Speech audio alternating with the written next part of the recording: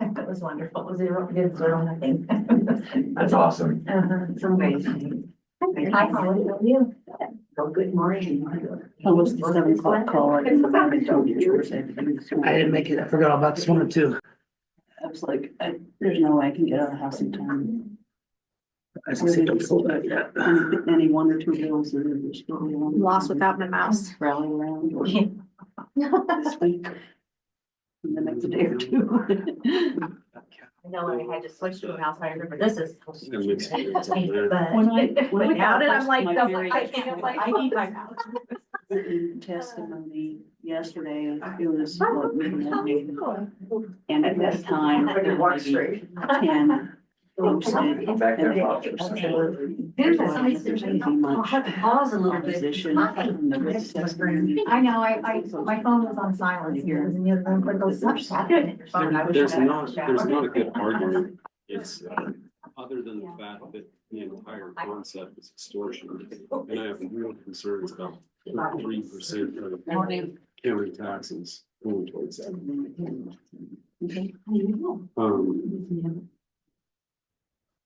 And there's a bill that has to do with land use planning that is Oh, gosh, there's one here. devastating. One part was when the AOC testing as we were to oppose, and then alleged by one. Yeah. It's not that AOC's weighing in, makes them hurt things back on the hill. I'm just saying. That's sometimes what happens, is there's very thorough discussion, and then you got a different mix of commissioners. Then some of the steering committees, you have some of the same people. I thought that was important. One that I was saying, I was feeling good, we're gonna be opposed. I think that should not be state level policy, in my opinion, it shouldn't be. And I need to do Barb, there's other research chairs in because the there are specific Oregon administrative rules about OWRD having inconsistent policy, but I'm sure that there are other OAR and ORSs that say that, because so many of these things they're talking about are not consistent with local transparency. They're not consistent with any of this. Really. My husband's house is a house they own. How was your birthday, Lance? And so I understand that has not been explored. That's awesome. I did see, I've seen Lance the most, really out of your whole family, and that seed was very wow, that's pretty good. Yeah, and it's been a while. Yeah, that's. Very It doesn't look like I'm too hard. And then anything that's. Coming in all these things we want to keep the way we need and we want them need to be tight or change all this. All right, good morning, everybody. 9:02 a.m. If you please stand and join me for the pledge as customary.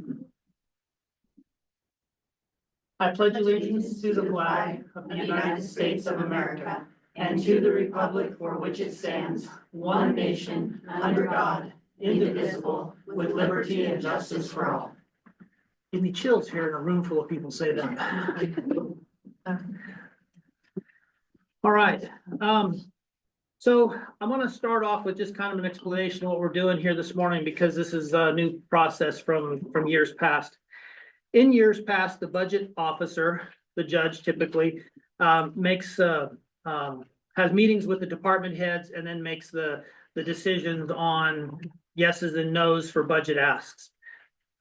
Talking with other other counties on what their procedures are, there's an element that the Harney County hasn't done, and that's kind of the approval of the county court in these asks to prepare the proposed budget.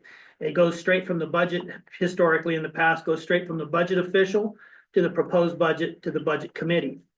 I believe that these decisions really should be made at the governing body level, and that's what we're trying to do this year. And then when we go to the budget committee with our proposed budget, it's a budget that's really been, for the most part, approved by the governing body. So that's what we're doing here this morning. I will let the commissioners, if you have any opening remarks. I am. None. Okay. So then to move right on then, first item, first off, public comment. Pretty much just like any other county court session, if there's any public comment. Okay, not seeing any, then move into general discussion. COLA. So my proposal this year for the budget is a 4% across the board COLA for everybody in the county. This is, I felt it was good to do across the board for everybody, spread it out to everybody, cost of living, everything. But my proposal is a 4% cost of let me say two options. A 4% cost of living for everybody across the board with no step increases, or a reduced COLA of 2.5 or whatever that might look like, and step increase authorizations. So that's my two proposals to the county court. And being the first topic is a discussion on that. I feel like since we have limited revenue and we have a tight budget, and the fact that eggs are 3 times as much as they were a year ago, I would be strongly in favor of cost of living across the board, just so people can keep up with the rate of inflation.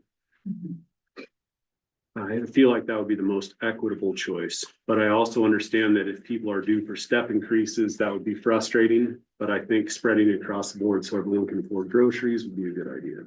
So county policy for step increases, we don't have a policy really, as far as timeliness as to when people are eligible.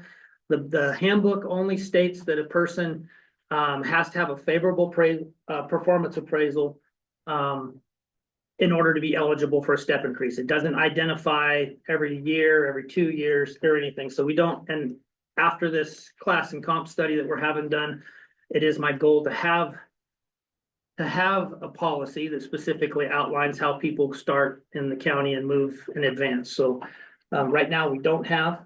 And I would also like to mention that a step increase is 5%. From one step to the next is 5%. So by doing a 4% across the board, we're almost giving everybody a step increase. And I was able in the first draft to make that work. This copy right here of the first draft of the proposed budget has a 4% included in it across the board, and we're in the black. I agree with everything Commissioner Frank said, and I understand what you said. I would just like to ask, when do we expect the wage comp salary study to be completed so we can do that and get a step increase? I don't know for sure. Could you ask Deanna, because she was the last to talk with our contractor on that. Exactly when it's gonna be. Yeah, if they had any kind of an estimate, just roughly. I know right now they did the job descriptions, which there was 130 job descriptions that they had to go through to review. And then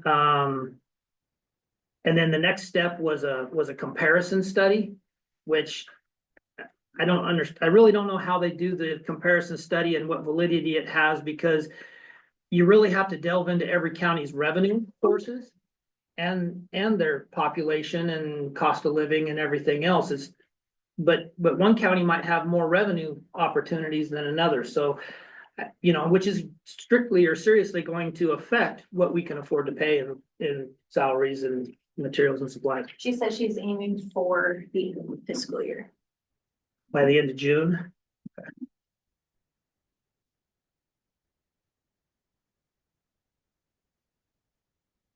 So again, I would want this decision to be made by the county court, by the governing body, but my proposal or my pitch would be a COLA with no step increases this year. And we can talk about it after we hear some of the presentations or asks here today from the folks on the agenda. So we do have the road department, health department, and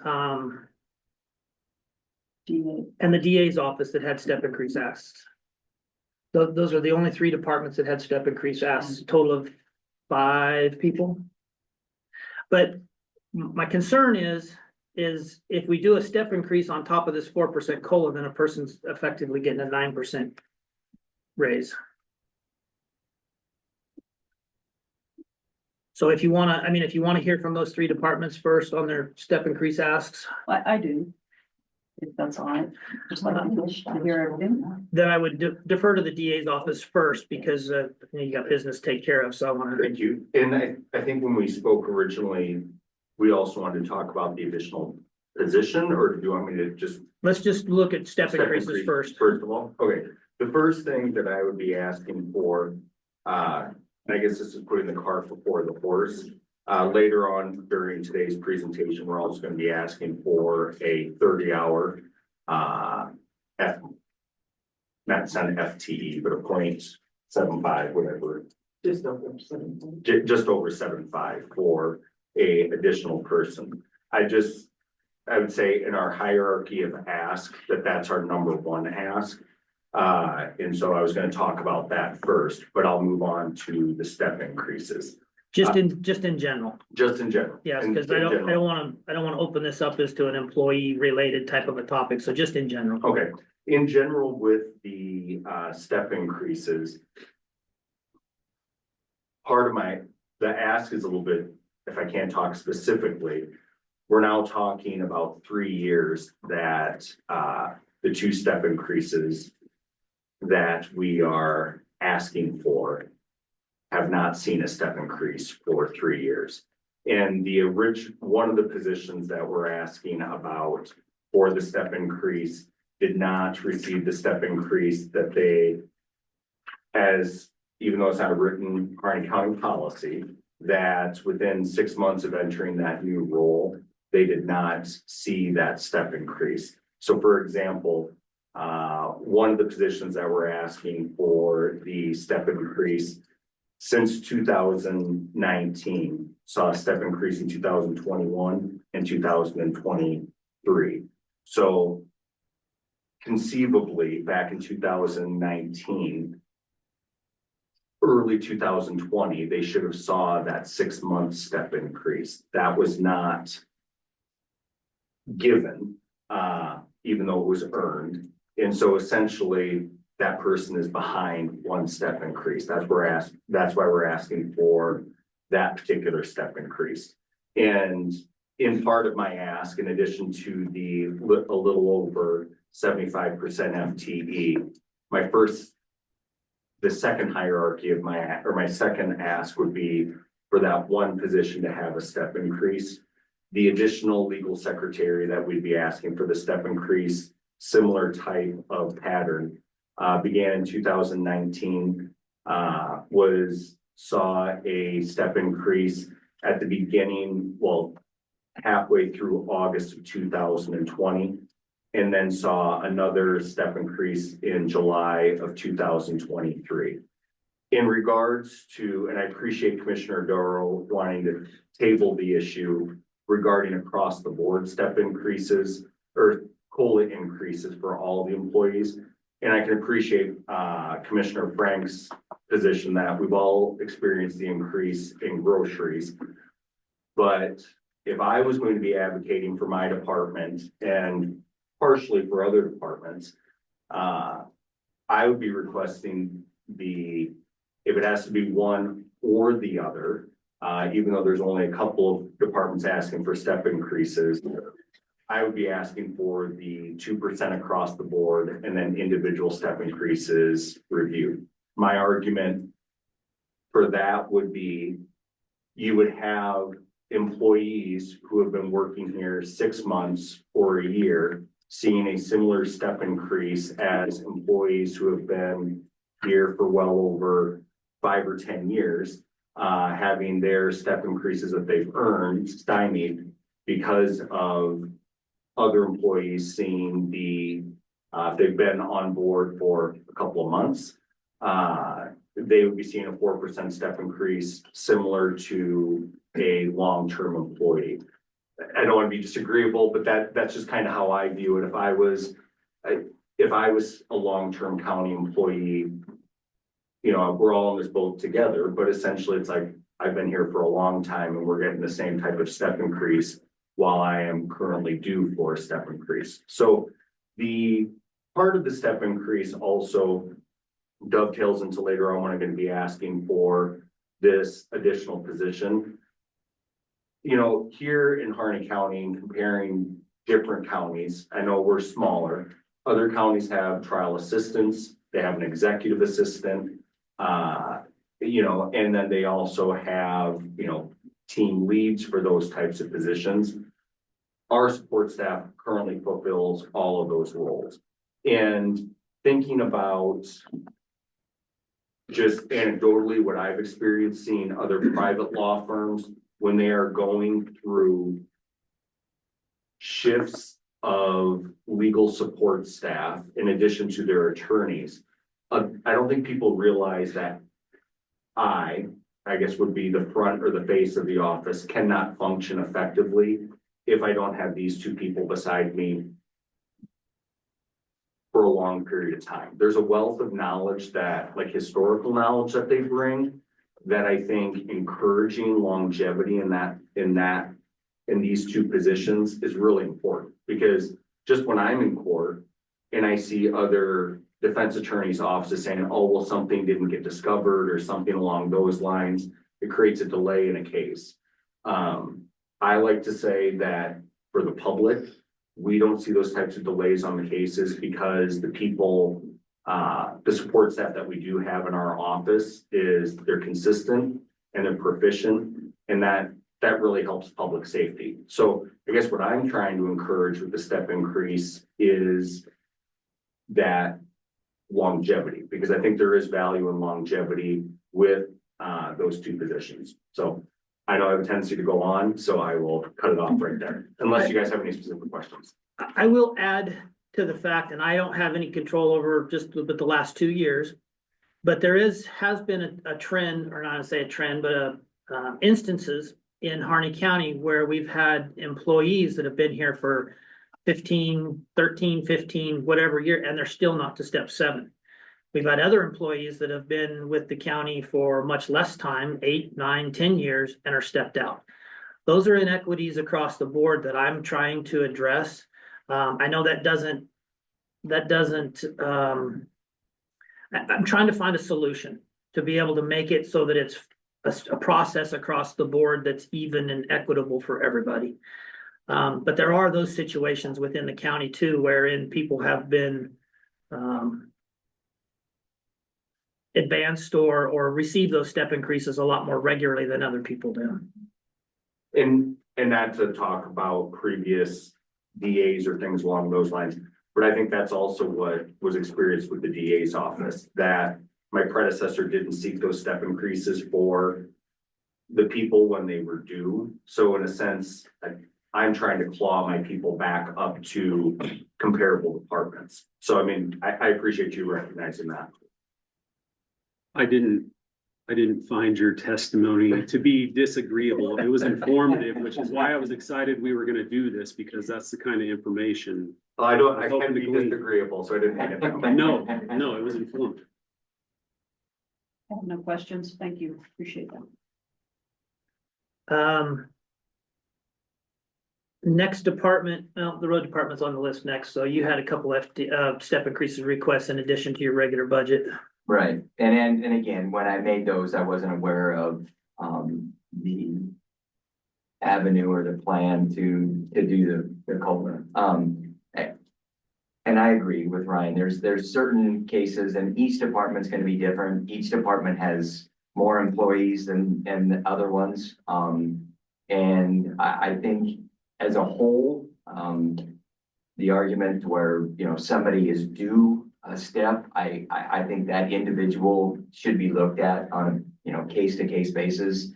I also, on the other hand, have employees that have hit the ceiling, and I want to retain them. It's the most important thing that I have run up against is to be able to compete against other municipalities or even the private sector and lose those people.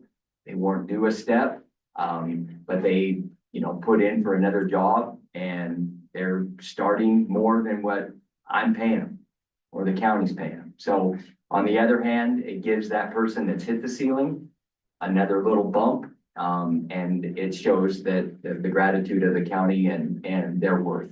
So again, you can make it both ways, and I think, you know, some of them where they're due and they haven't hit that, being able to get that increase, I see that argument, but as a whole, I'm for the 4%. It works for me.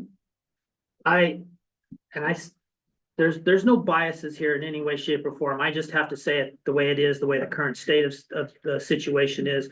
I have to point out that with the road department, we are dipping into the reserves last year, and then projected next year we're as well by $1 million plus.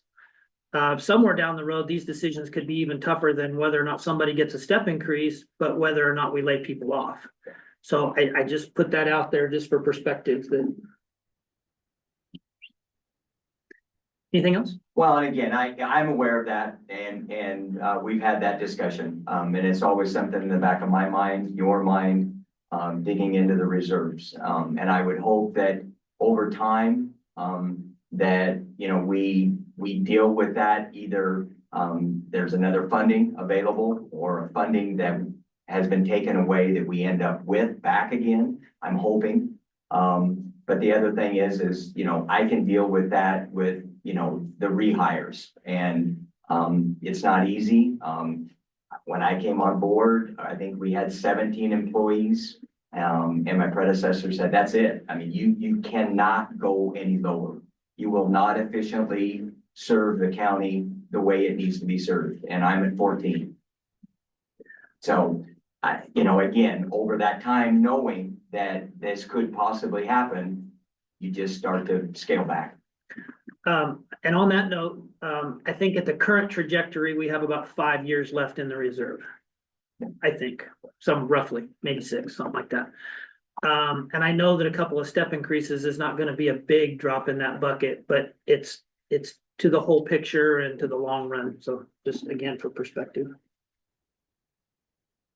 The next department that had requested a step increase for one staff member is Public Health, RHC Public Health. So I would be in favor of the 4% across the board, plus step increases based on reviews. We're a service department. That means that patients get seen, and then that is our income. We're also a primary care medical home, which requires you to have policies that include periodic performance evaluation and clinical competencies. So we follow this. We do a review every year. On that review, based back to you guys is, hey, they are due for a step, and I think they deserve it. They're doing everything. If we do a COLA across the board, it recognizes the ones that are just there to show up.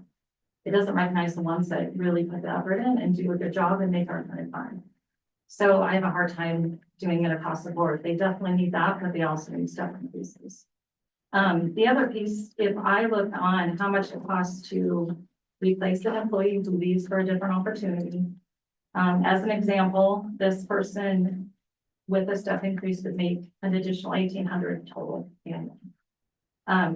If that person left, it would take me over, including advertising, temporary coverage of that position, onboard and training time, and full productivity is only 25% in the first year.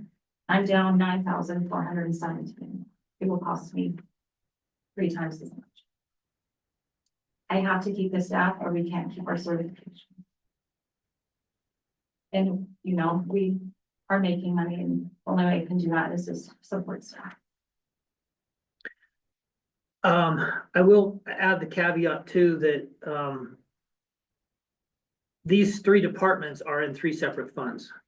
They have the DA's office is general fund, road department is its own fund, and we've discussed its situation already. The health department, RHC, is in its own fund, and the RHC is the principal, well, along with a lot of modernization grant monies, are the 2 major funding sources for the public health RHC.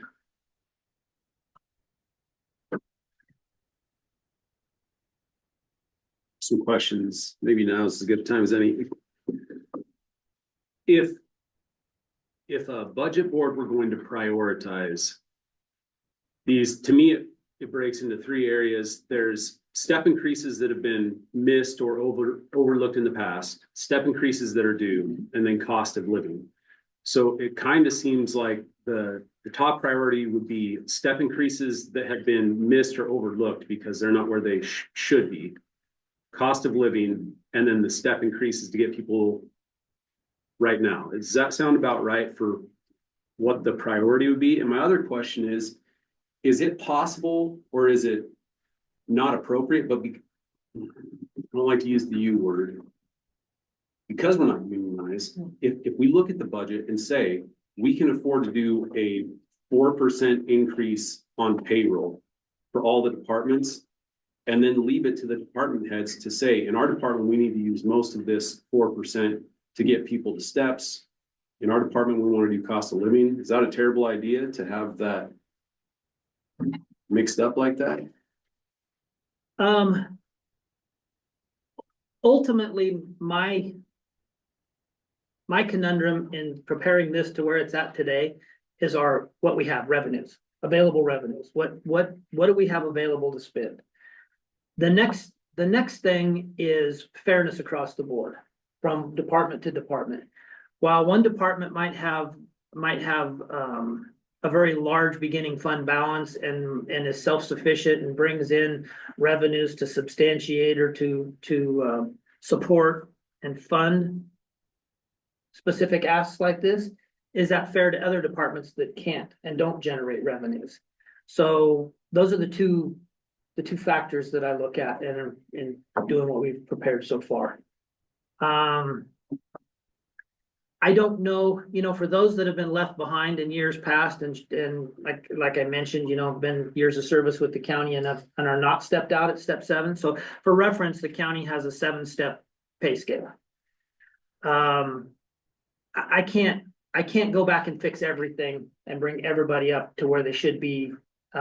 We couldn't afford it.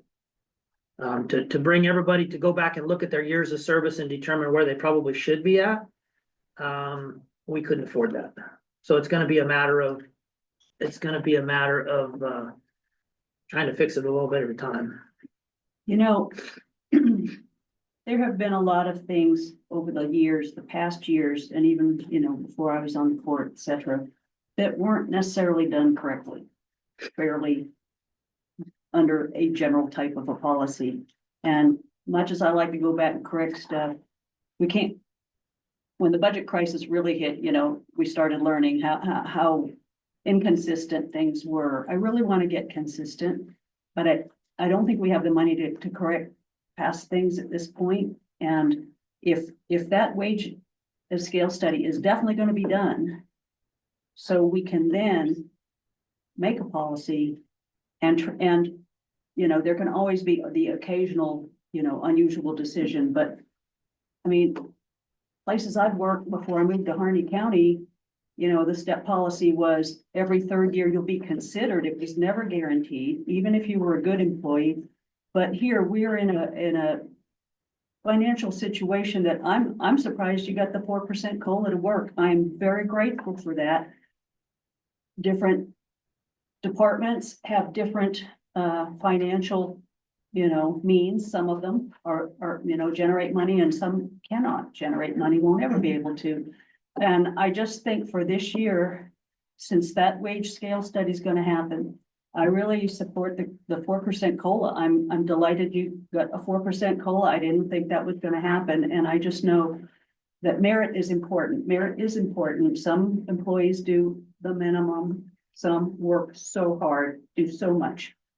And I'd like to include us in that as part-time people that work a lot more than part-time, but we're not looking for that. I'm just saying, I at this time, in spite of the very understandable comments that are made about the excellent people and some who should be due for step increases, how we've been operating, right now I'm leaning toward 4% COLA this time, and let's get everything lined out as best we can. But the outlook is not good at this time for the revenues, not for the next few years that I'm aware of, but we're trying to turn things around, but some of the things causing it are long-term and like a train coming at us, whether it's, you know, the declining groundwater, it's the uncertain federal payments that's a huge part of our budget.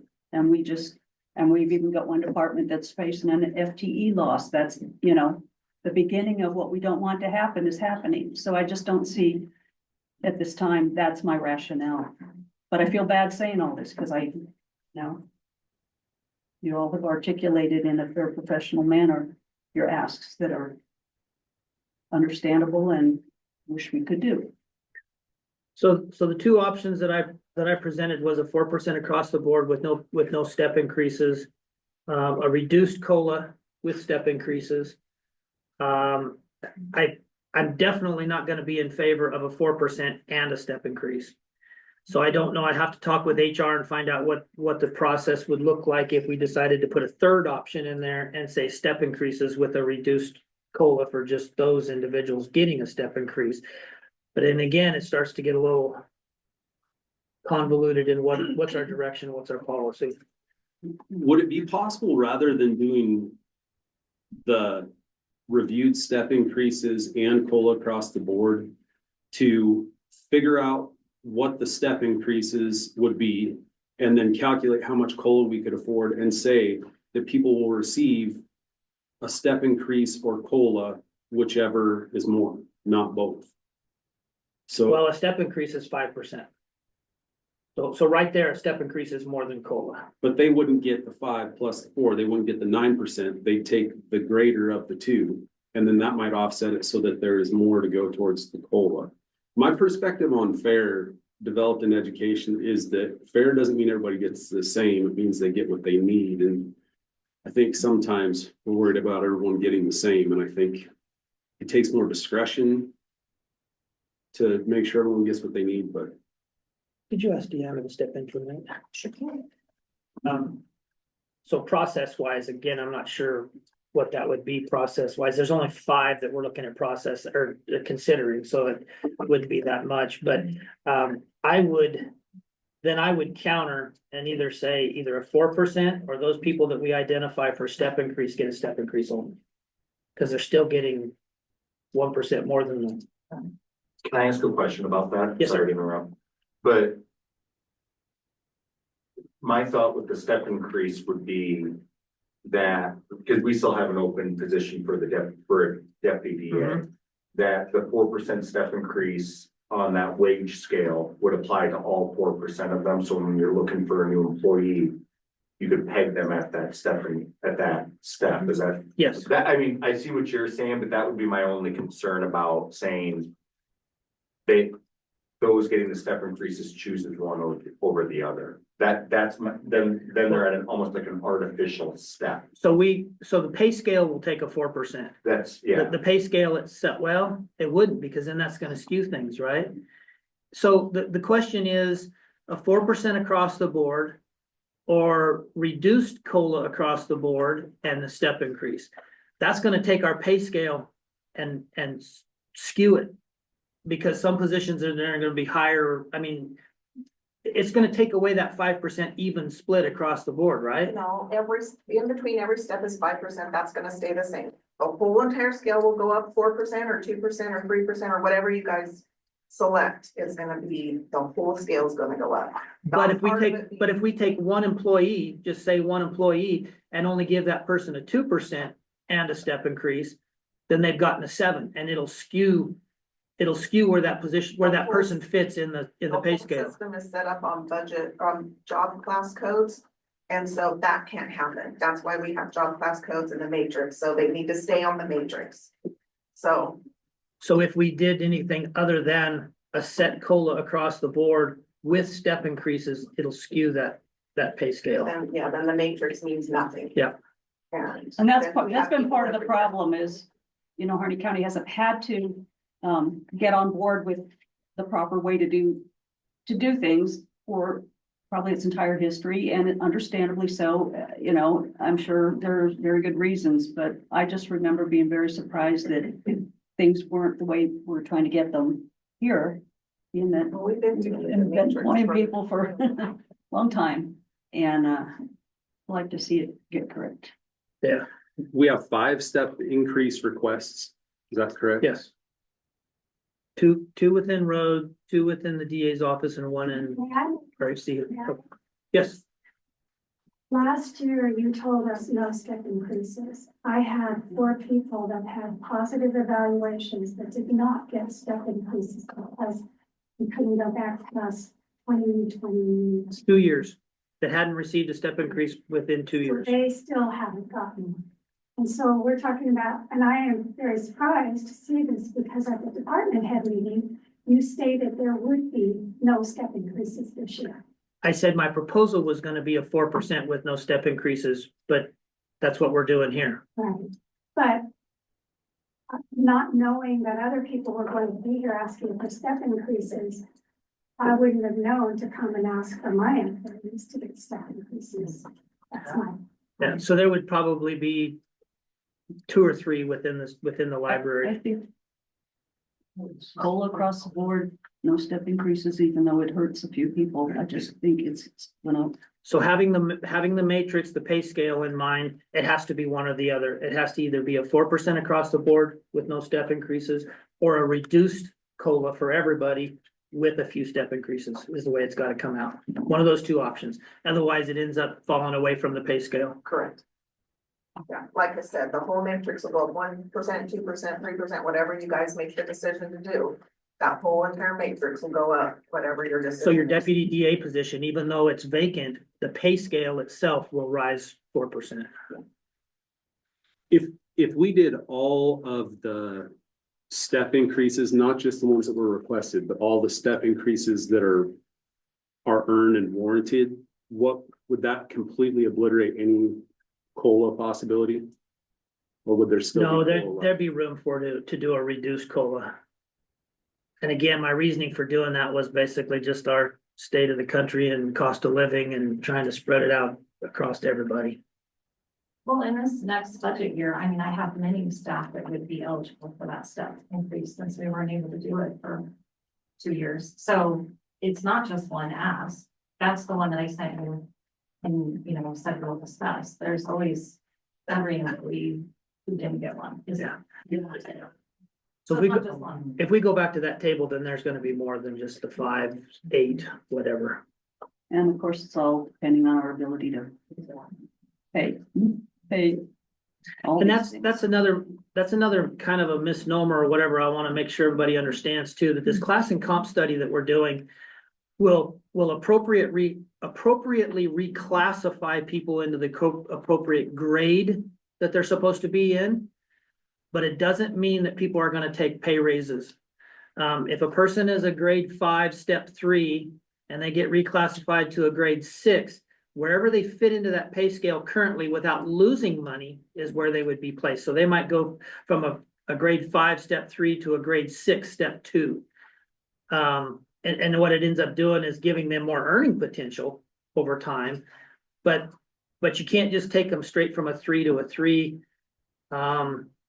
And that comes back to our ability to pay. We can only pay what we can pay. So that's, I want to make sure that people understand this class and comp study is not gonna, when it comes back, it's gonna be a big price tag on it. It's just a reclassification and a policy that'll come with it that'll help establish for years to come what our promotion advancement policy will be.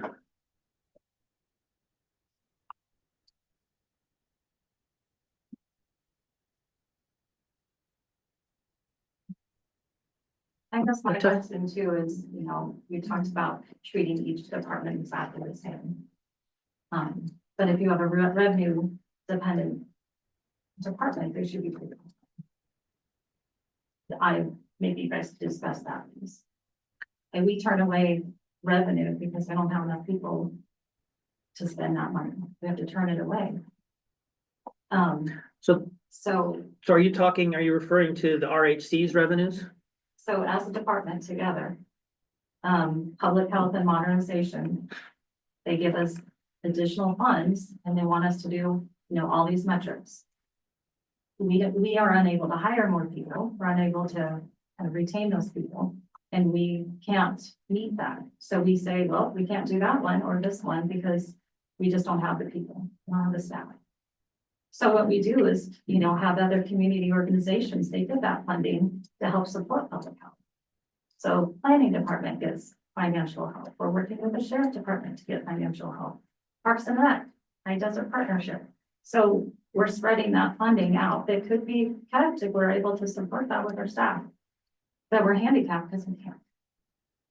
Well, I honestly am more in favor of spreading that funds out the best we can to help those other departments. And if that bolsters the overall mission of public health and helps fund those other departments, that would be my preference. Which still happens, and we want to, in addition, support the staff that's there to make that happen. My thought is that's a very good discussion to have, I don't think we can have it this year.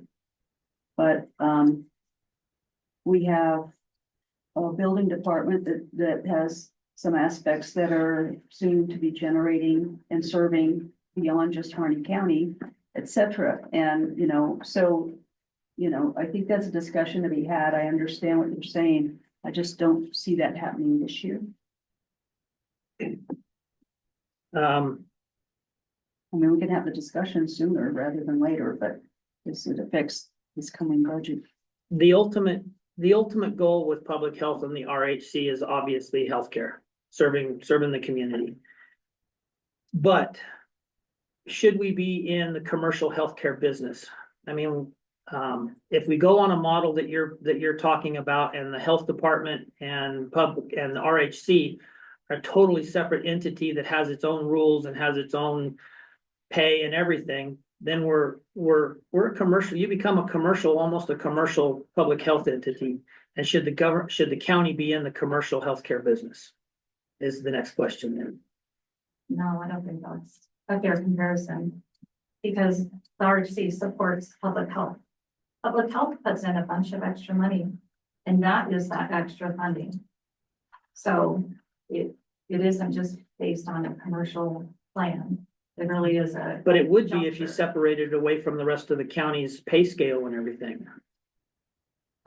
It's kind of like Symmetry Care. We contract with them. They were a private entity. Back in the day, they were a county department called Harney Behavioral Health. They separated and they get the state and county funding to do the stuff we need done. And they also do other things that they choose to do. And their people are on that payroll, and have more freedom for their leadership to decide how to compensate. And, then we could, this is for a much bigger discussion is basically what I'm saying, but I hear what you're saying, and we haven't even begun to discuss that one yet, so we need to put that on the to-do list.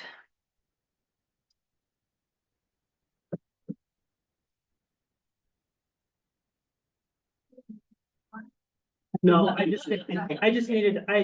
know we had discussed that, and after you mentioned that, I realized why we went with either the two options, one or the other. Okay, thank you.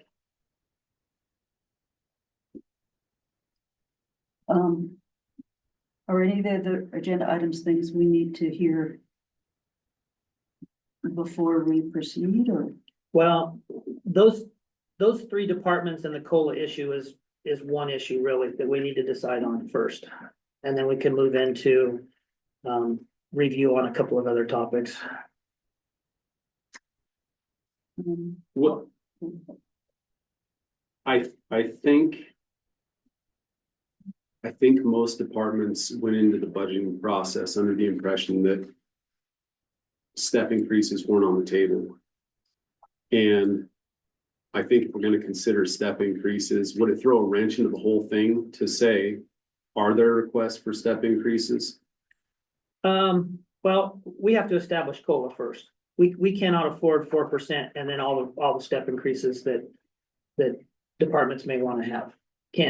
Now we won't be able to afford that. So then we have to look at COLA and what are we going to do with the COLA? Is it going to be 2% or 3%? We might get by with a 3% and requested step increases. It would be close. I don't know how many there are out there. It sounds like there's some discretion with department heads of what steps to request. And especially knowing that our long-term goal is to do this comp study and codify our steps, I think for this budget cycle, to me, it would make more sense to say, are there other step increases? Use your discretion as a department head, and then whatever's left. If we don't have to decide on 2 or 3 or 4% today, whatever, I would be comfortable with those step increases, and whatever's left goes to COLA. I'm ready to vote on the 4% COLA, no step increases. I hear what Commissioner Frank is saying. I understand, but this is tough times. I'm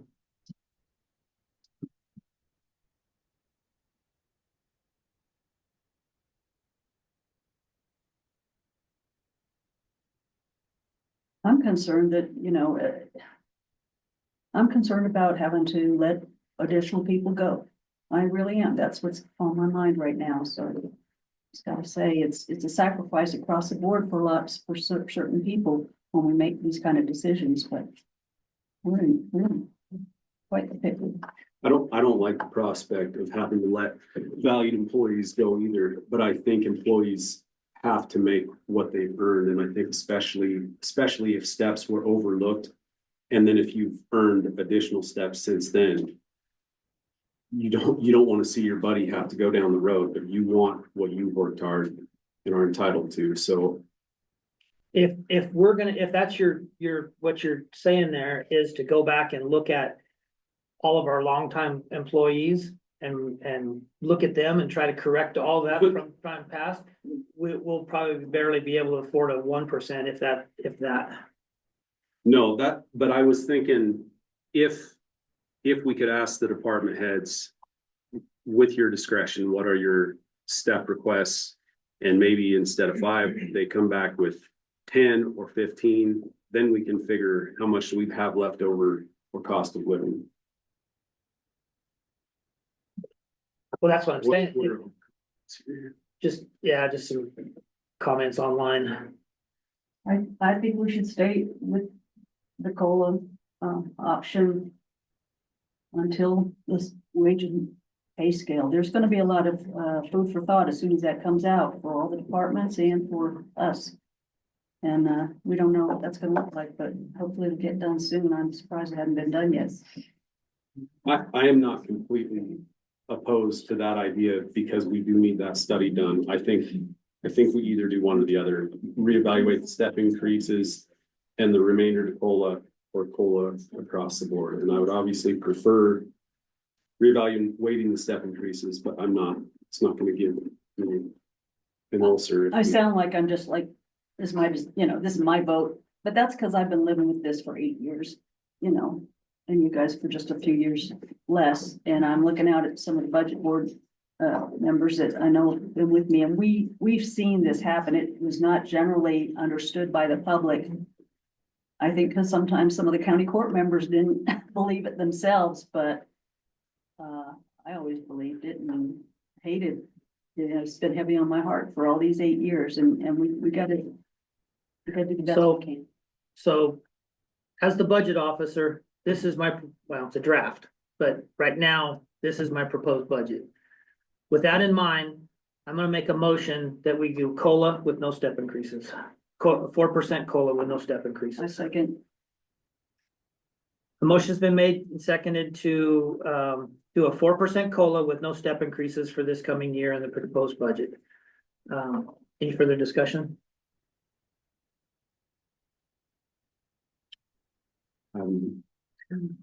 All in favor signify by saying aye. Aye. Aye. I And opposed? And hearing none, motion carries. So that addresses that topic. The next topic would be the DA's office in request of another FTE. And I mean, you kind of touched on it a little bit already. It all goes back somewhat to the same topic as to whether or not we can afford it.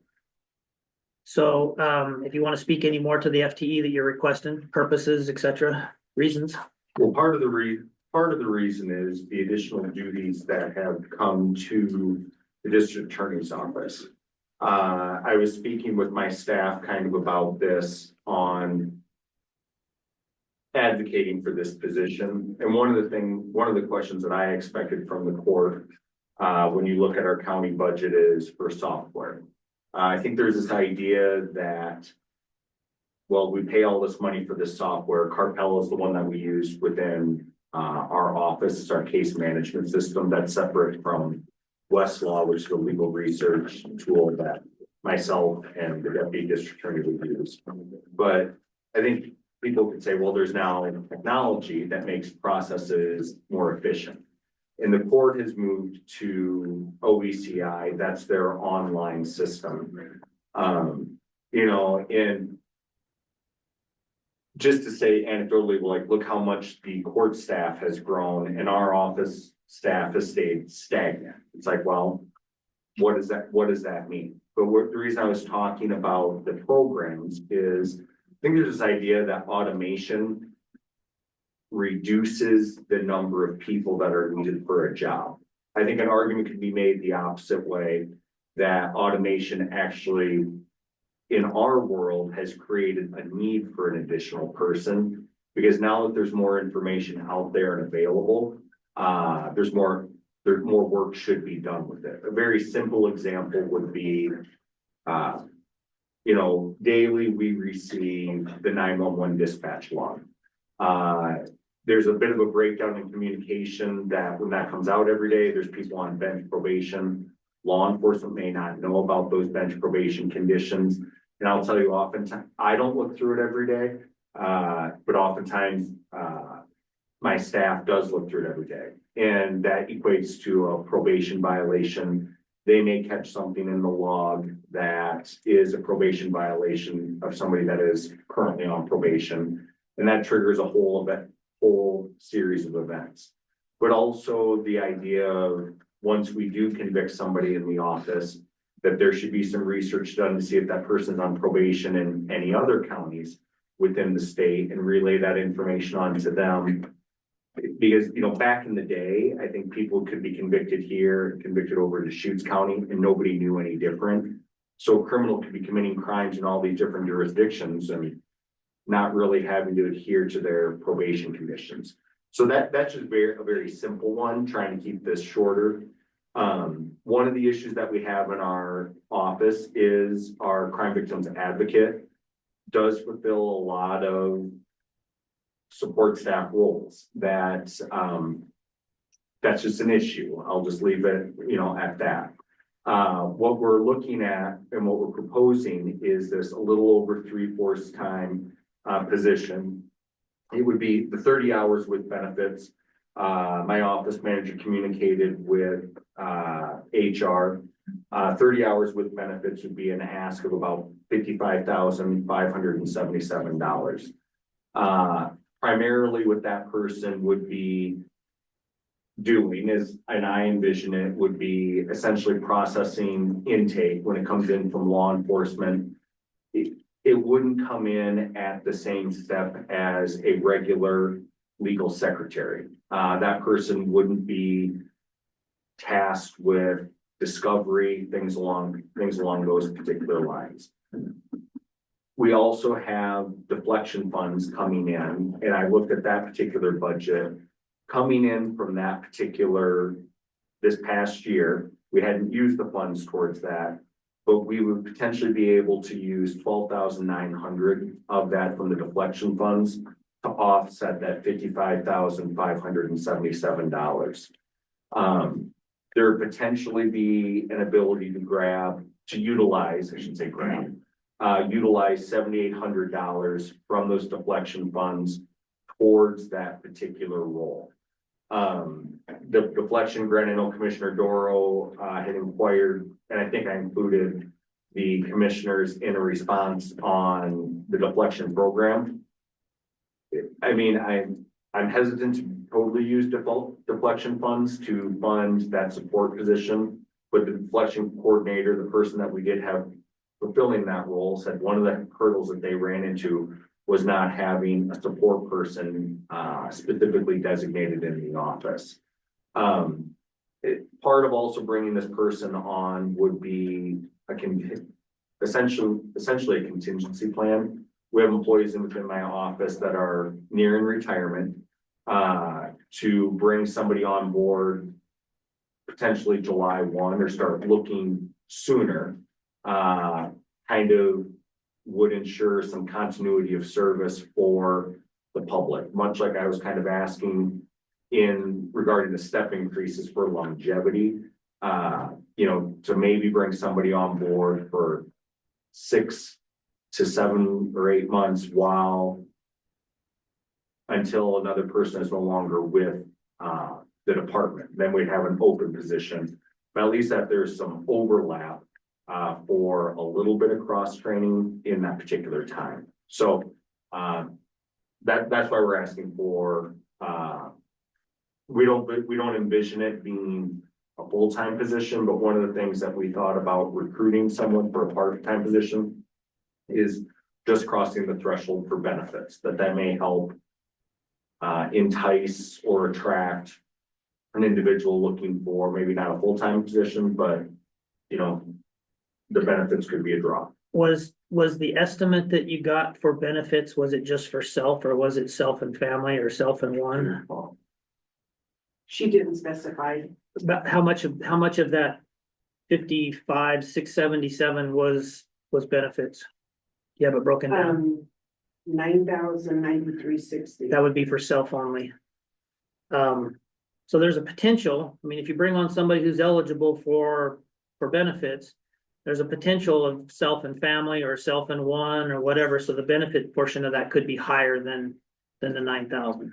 We could also hire somebody who doesn't actually need insurance because their spouse is covered. Yeah, I don't know. That's a possibility. Well, I'd like to have the plan, I understand your. Right. I don't know if we can problem restrict it solved, that way. That's really not, I don't think appropriate in hire, when you look to hire, it might even. Must be some- Might even be against the rules. Yeah, to put in the announcement must be, or must not require healthcare benefits. But you were just suggesting out of the luck of the draw, you might get somebody out of Yeah. here, you might Yeah. have someone that does. Yeah, it's a, This is how tight we are, that we're having these discussions. 75% FTE. I'd just like to say that this is the time for you to develop a job description and get it into the wage and pay scale study now. If that is something you see is a need in the future, not just right now, but a permanent need. Let's get that added if possible, but I'm not seeing the ability to add a person right now. so this is a general fund department. Right now, with my budget the way it is right now, I have $10,000 in the black. That is with the goal of putting $200,000 in the operating reserve and a contingency line of 100,000. We may or may not need that 100,000, but you don't know if you don't have it appropriated, then. Well, we got building maintenance, other things we know are on the horizon. And I do have in the facility maintenance, I think I have about $55,000 in that. The library is gonna need some roof repair. It needs to be painted. Don't know how much the foundation would be able to participate in that. But there are maintenance repairs coming up. I have a letter right here from Community Corrections that their heating, it's on my desk still. Their heating HVAC system is going out. Estimate was $9,000. Well, So that's why I kind of like keeping the reserve and contingency at the pace we decided quite a while ago, so that we can eventually get to where if there was a continuity of government crisis or major expenditure that was unforeseen come in, or at least keep payroll going for 3 to 6 months, that we would have that capacity. That's minimal. What at the end of government this should- budget cycle, we will be at about $1 million in our operating reserve. Accounting recommendations are a 3 to 6 month reserve. Our general fund is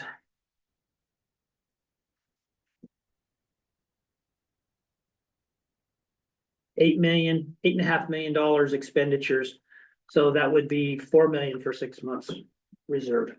It's gonna take, it ain't gonna happen in the next 3 or 4 years even to get to that level, but that's where we might have should to be. Do it even slower, but we don't want to lower too much if we do. Just for clarification, any of these items for general discussion are not included in this proposed budget? No, I did not. I had to build it without them to show where we would be and what we had left to afford any additional asks. Again, that goes back to kind of the COLA though, too. Do we reduce COLA to a lesser amount to be able to facilitate an FTE? That's a good question. Sure. Have you received, the health insurance, is it locked for this year, this year's budget? the Oh, cost? that's, yes, and that's calculated into these numbers. The medical insurance increases are calculated into this. The property and liability insurance for the camp vehicles and liability and property insurance is estimated at a 13 to a 17% increase this year. We'll go from 430,000 on our premium to some, they don't know for sure yet, between 475,000 and 495,000. So there's a, what is that, a 45 to a whatever thousand increase. That's another topic in and of itself, is we need to look at some things on our insurance climb. Is this something we have to make a decision on right now today? On the FTE? Mhm. Not 100% today, but my schedule for the budget is to, the end of this week, was it Thursday? Thursday, I have a staff meeting to hand out a revised draft copies, whatever, of the proposed budget, so departments can look at it and review it and see if there was a zero missing or too many zeros, or, you know, a number didn't get transcribed right, keyed in right, or whatever, but just a final review by the departments I have planned for Thursday afternoon. And then I wanted to try and get the proposed budget out to the budget committee at least 2 weeks, but I mean, I could squeeze probably down to a week, so that would give us until the end of the month before we had to make any changes to the proposed budget, to the final proposed budget. I'm trying to give the budget committee this year enough time, a week to 2 weeks, to review, so that we could potentially streamline the process at the budget committee and have questions ahead of time and discussion. And well, we don't have discussions ahead of time, but at least have questions identified and whatnot ahead of time, that we can streamline the budget committee process, the approval process. I understand the need was described, at least to the extent we were allowing them to talk about their situation. But, you know, we hear from the RHC, they need additional FTE, the library's getting cut. You know, I really hesitate, even though there's a need, until it's defined, it's put into a wage scale and for future consideration. But right now, I just Now, the only alternative I can offer is that we do still have in the HR department, we do have a finance clerk position still budgeted. I don't think that's numbers right, because that couldn't be for a full-time position.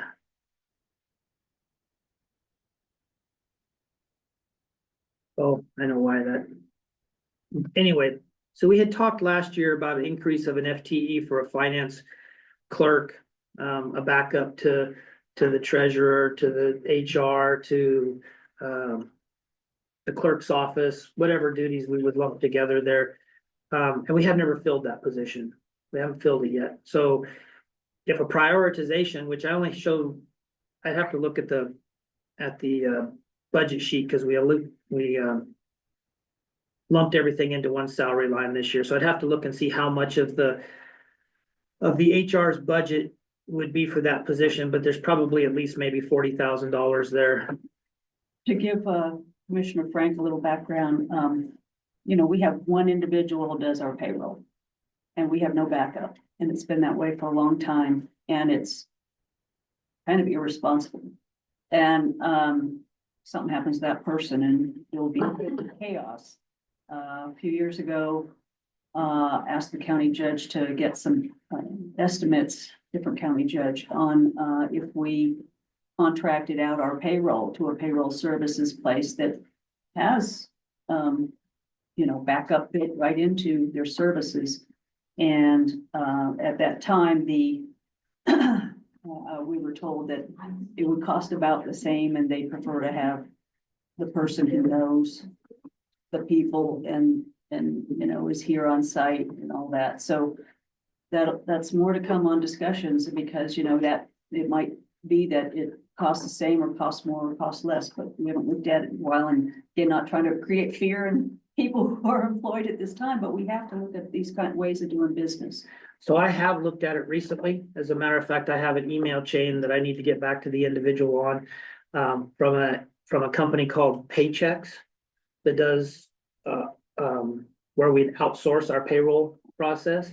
Not sure how much of that would still have to be done in-house. And with us being a PERS organization and the reports that have to be run, but right now, the total cost on that is around 22,000. So that's a half a position almost, where we could keep that money local instead of paying it out to somebody else. But I have looked into it, and we did look at outsourcing HR services altogether. And the cost was around $80,000 to outsource HR, payroll, everything. And again, it's like, why do that? Send our money to some other community and locality when we keep it in-house. Just bringing it up for. Yeah. The fact No, that we so- must always look into. So that's why that position was put on the books last year. We've never filled it this year because I'm just kind of waiting to see how things looked and panned out. So it sounds like because there's more readily available information, there are more man hours required. You talked about it, but could you just summarize briefly how it would help enhance our ability to secure public safety by having that extra 3/4 FTE? Sure. Well, from the public safety component with deflection, is I would envision the role working hand in hand with the coordinator. I need to speak with HR. We identified somebody else that would serve as the coordinator role. That person would review intake that is currently coming in.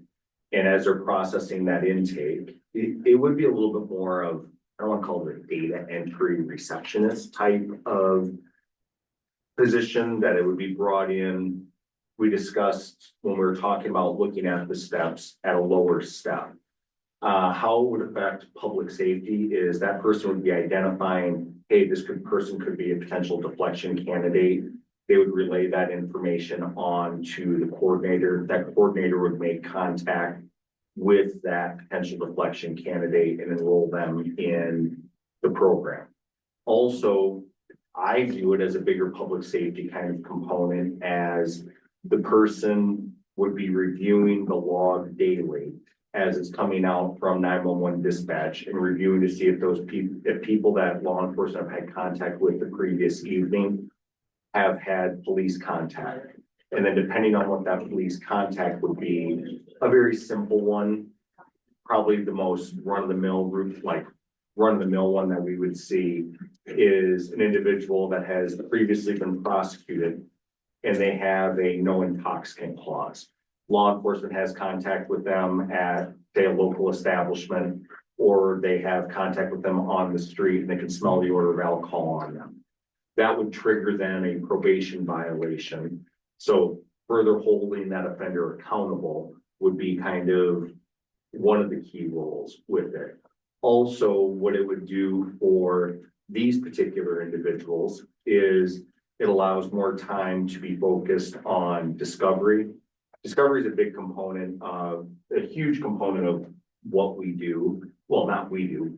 I kind of say we as the collective, because the discovery is my obligation. So it falls on the attorney, but you're obviously trusting that your people do it, even though I'm the one that could be sanctioned for it if it's done in error. But where I think where it alleviates some of the workload for for the other individuals is where I think the real public safety component also comes in.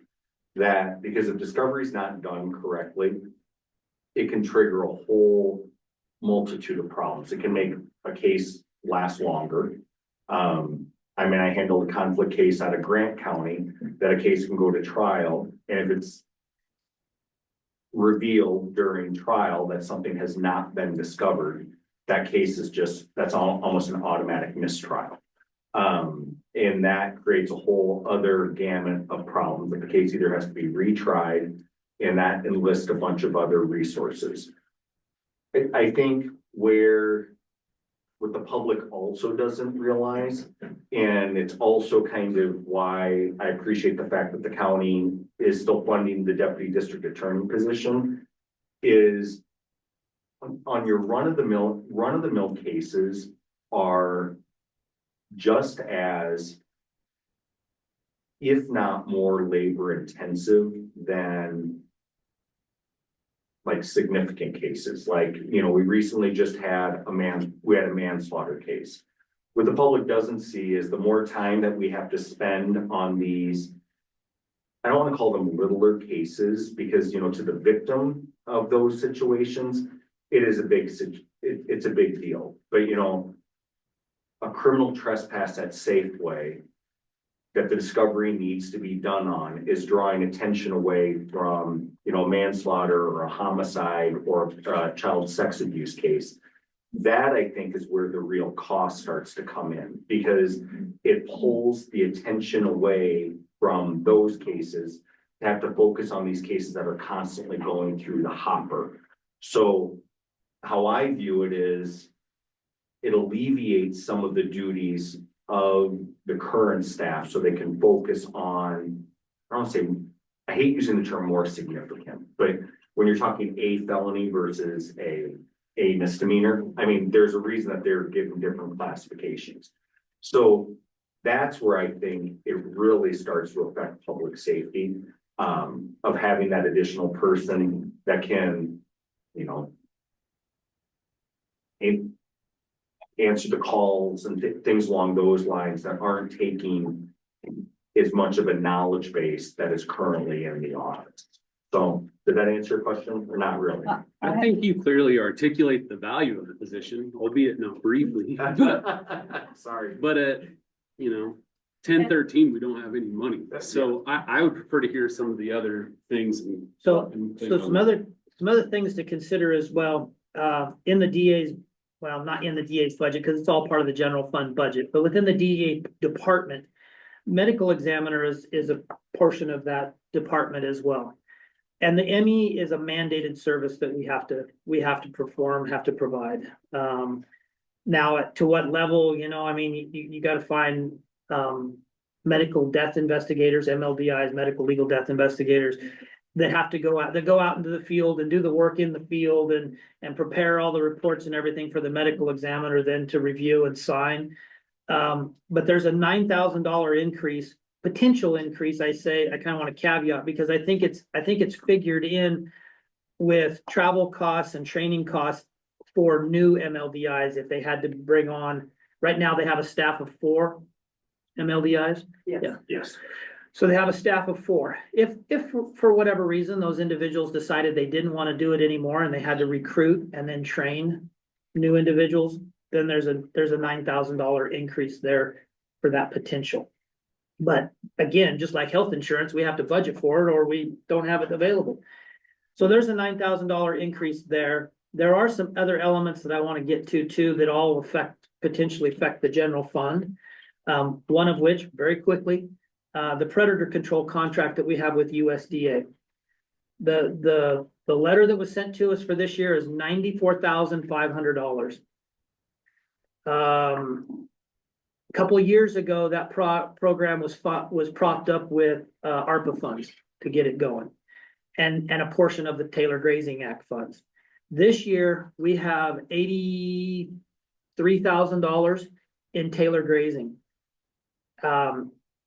In order to fund our portion of it, we're gonna need, well, that would be, let me think now, think of the numbers. So we expect to get about $29,000 from Taylor Grazing this year. And with what balance we have in Taylor Grazing, we'd have a balance of 83,000. So we would need a transfer from general fund of $11,000. So there's another general fund expense that if we're gonna keep that program this year, that it's gonna cost the general fund. So it's general fund. I mean, these are things that just keep hitting the general fund. I hear you. Quick question on the, Now, this $9,000 additional is budgeted into this proposed budget right here. question, is there any difference in the cost to fund the MLDI? If it is its own department rather than coming under the DA? There's no savings, No, there's no financial impact, whether it's, no, but it does create another department, another page and everything in the budget. And it still falls under the DA's overview. Go ahead. Part I discussed and I discussed with Cheryl a little bit, but the medical examiner does fall under the DA. It makes sense to me to leave it in the DA. that's fine. I just If you create wanted to bring it up to department, make you're sure I'm hearing it right. An opportunity for that individual to believe they're not under the DA, basically. Thank you. So I think it needs to stay there. Regarding predator control, I mean, that is people who it doesn't impact directly, may not be aware, but the predator control is very important for our economy here in Harney County because, the wildlife management, in my opinion, is, backwards right now. And we have had a reduction in the kind of, game and wildlife that hunters come here to hunt for because of those policies, of government policies. And so the best we can do is try to at least address the predators that are making that impact. And it's not like we can just do it homegrown. There's a lot of regulation to what you can do, whether it's raven control and things like that, that we are not allowed to do here locally. Due to all the, So, some of understandable, but there's just a lot of so the regulation. only thing that the predator control position with us contracting through USDA that gets real sticky is the poisons that they can use on the birds, on the crows, whatever. I will say that again, this is another can we can kick down the road for another year with an $11,000 help from the general fund. But by doing this, we will completely deplete the Taylor Grazing Act fund to zero almost. And then next year, it will be a $70,000 help from, if we get another 29,000 from the government for Taylor Grazing next year, then it's gonna be $70,000 from the general fund to keep this program going. That's a larger discussion and we should have it soon. But I will say too, that, I asked for some kind of status updates on what this program does for the county, our return on investment. And they reported for the year. And I'm not gonna break this down, it's a little bit, just a total number of cases, basically, 556 animals dealt with. That's a combination of all different types of animals, whether it be coyotes, beaver, whatever. We do have an assistance, well, not an agreement, but we do provide assistance to a private entity that contracts with local private property landowners for $10,000 a year. And in 1 week's time, they did more than that number. Well, let's have that discussion Yeah, at some point, because. well, if we you got need to make other it, we need to recommendations- have it before this budget though, because Well, we either need to I'm coming continue it into or not. cold, continue it. so when are we gonna discuss it? Right now or some other time? Well, if we want to have another, I mean, we can schedule another meeting to discuss a couple of these topics like this. Well, let's do this at the end. Make sure that, I mean, everyone can still sit here, but I just want to make sure that what they are engaged in here is finished first. But it all affects, it's all the same pyramid, it's all the same topic, because the FTE request is general fund. The increased funding from predator control is general funds. The ME is all general funds. Right now, with what I have prepared right now, with meeting the goals of operating reserve and everything else, and building maintenance and everything else, I have $10,000 left. That's where the decision's coming in. Bottom line. Let's hear from these other ones if we can. The OSU budget was pretty flat. It increased just a little bit. Right here, you want me to Talk about it? There it is. Tell us what page, and Rob and I can look at it. Sorry, are we done talking about the MDI? Has that been? Yes, portion yes, approved? Yeah, I think the MDI, it's a mandatory, or it's a required service, whatever. Okay, You know, I think I'm in favor of at least the MDI portion of it needs to be funded. Oh, yes, I would. That's a mandatory Yeah, I wasn't function that we have to implying it do. would be. I was just where they would be located. I'm just pointing out the increased cost because it all is part of the same pool of money. so the portions that we discussed, you built in, and that's, I don't have to sit down here, we don't have to wait and answer any questions about that any longer. No, Okay, no, and I think, Are you guys gonna vote today on the FTE or how's that gonna?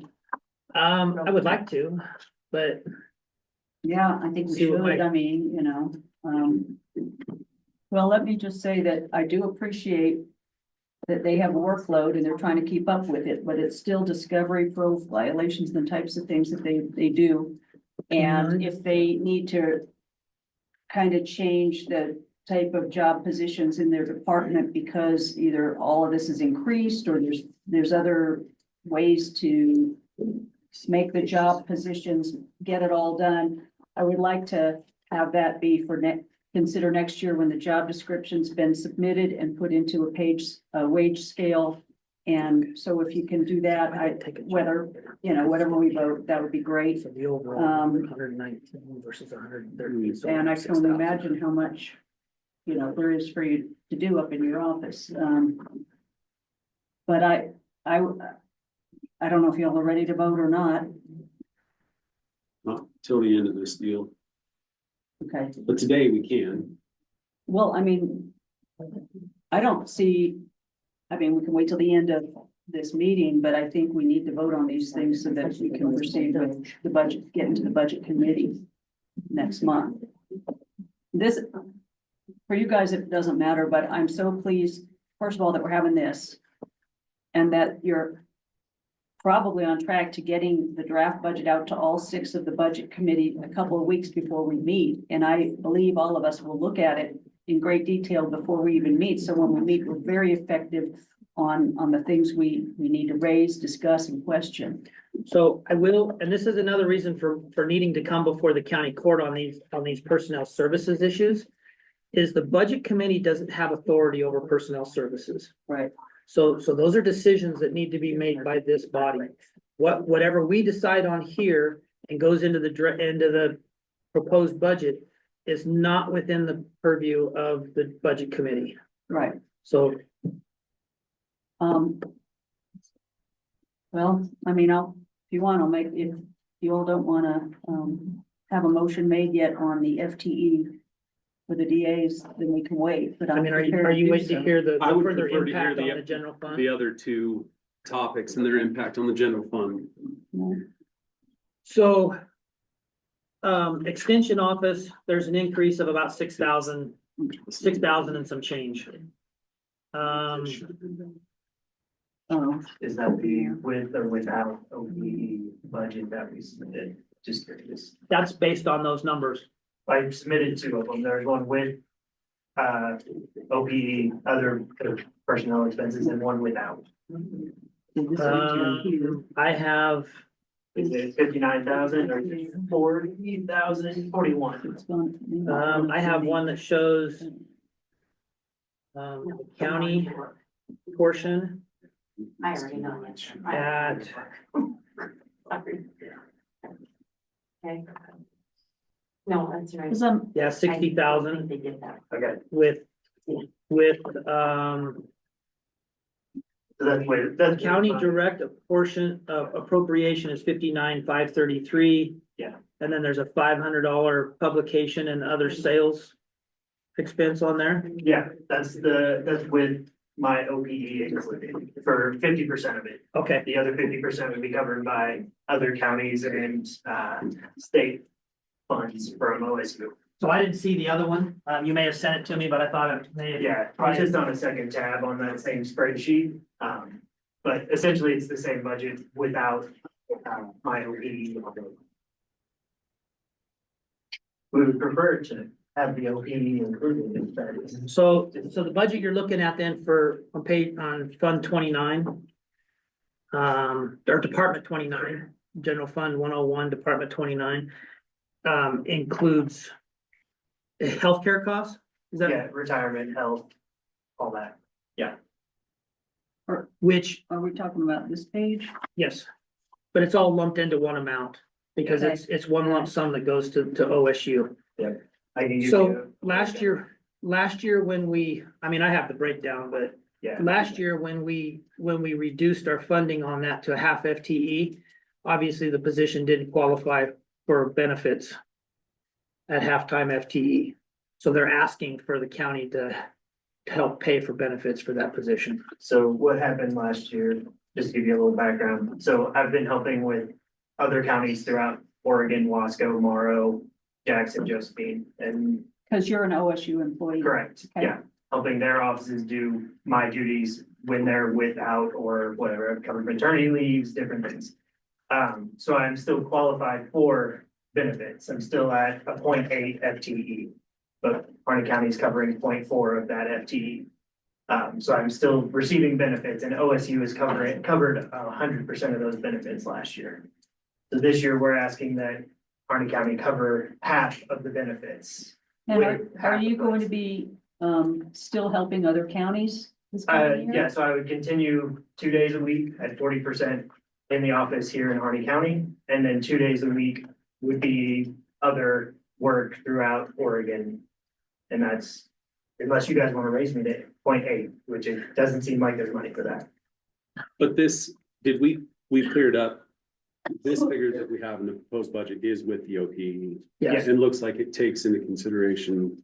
Well, like it's not much of a change from last year 6,000. and it seems reasonable to me. I agree. Actually, I didn't realize that this page was with or without. I didn't, because I didn't see the two. That's But- okay, I have so the the other page- one. Good thing they didn't see the without. Yeah, right? So the page that, or the numbers that I used in preparing that were the with OPE in it. Question, just format, why did these figures move up to here? So, Yeah, you don't have to answer that. You can tell. no, it was, so administration is not a recognized category for budgets. So every place in the budget where we had a category of administration, we had to move those lines into materials and supplies. Thank you. And I will mention the $500 that is publication and other sales. We buy red books and sell them to the public. So we try to make that with expense revenue offset. The county doesn't have anything with that.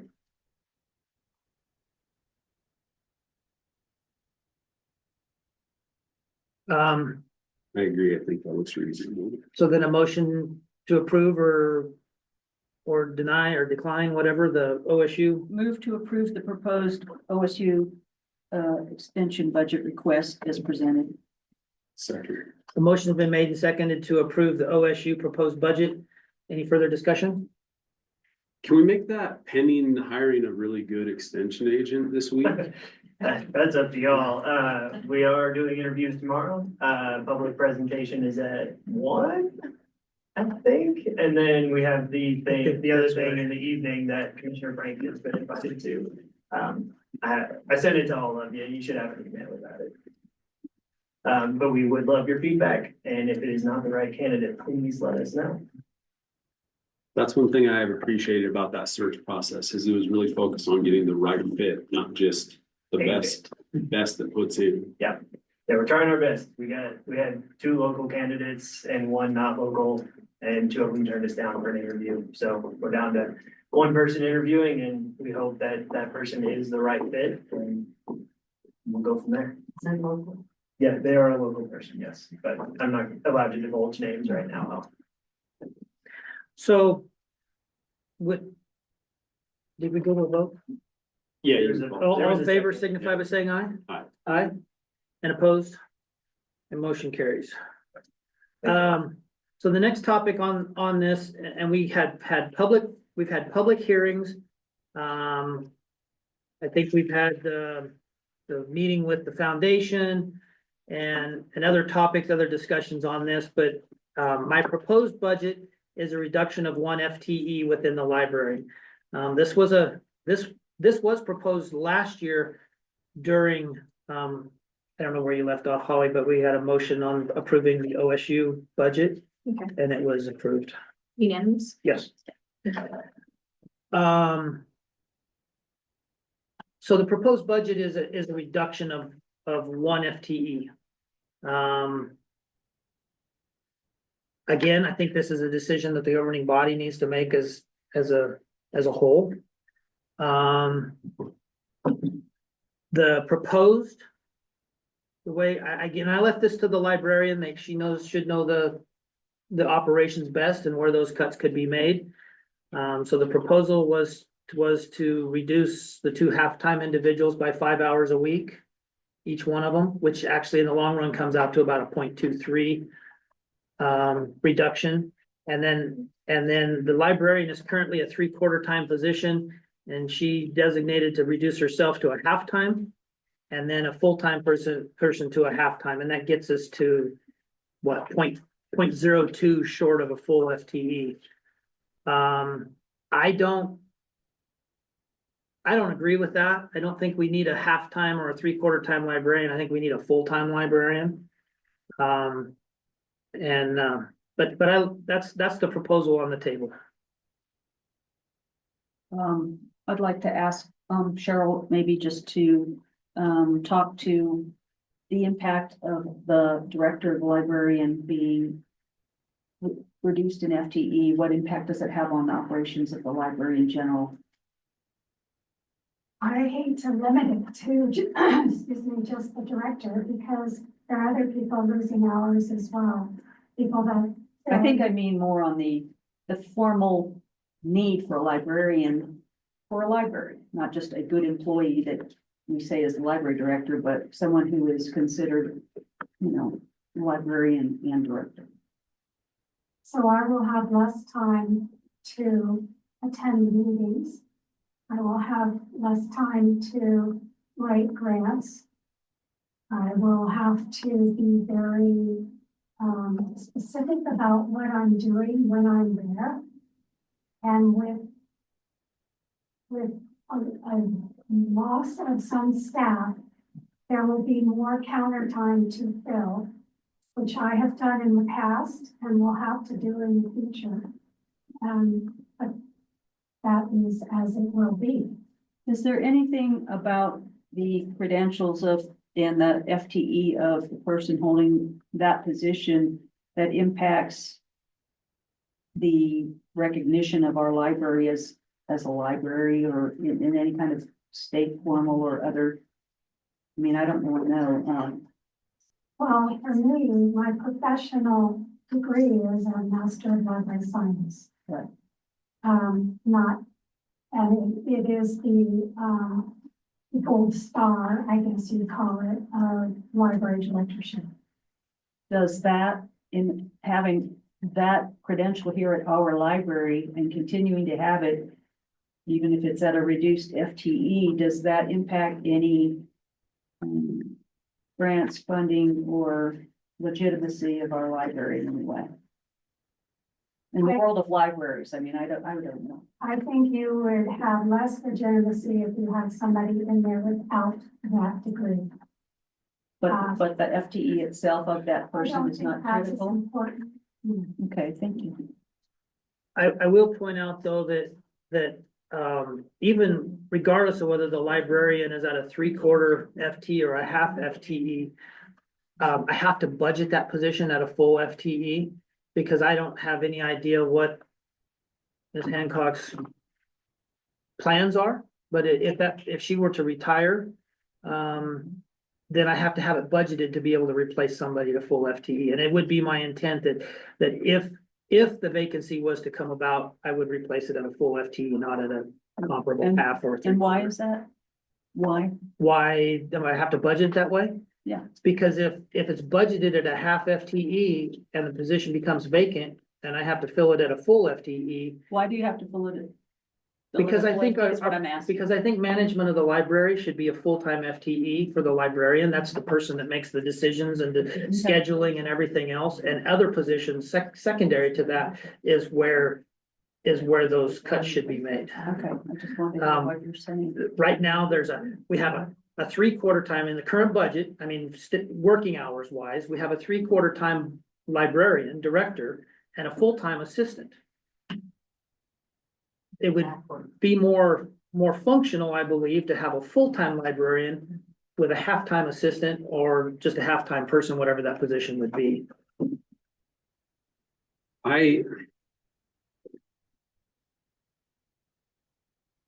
think I would have to disagree. I think the expertise that a librarian has with the credentialing, which is more than just putting books on a shelf, actually has some expertise in credentialing. If they cut their hours back, I think they should be able to supervise what the actual boots on the ground are doing and keeping somebody in front of the counter and in there to service community members. I could see why that would be a priority. I would defer to the department head and their discretion, but even for refilling that position, I mean, if it was a 0.75 position, that might appeal to someone who has the credentials if we had to fill it in the future. And if we had to change it then we could change those FTE around. I would disagree that if we go out looking for somebody with that credentialing, they're not gonna wanna apply for a 3/4 time position. If it's the current director's choice to work 3/4 time, which it was, this was a negotiation between her, I believe, and the previous judge, to go to a 3/4 time, that was her choice.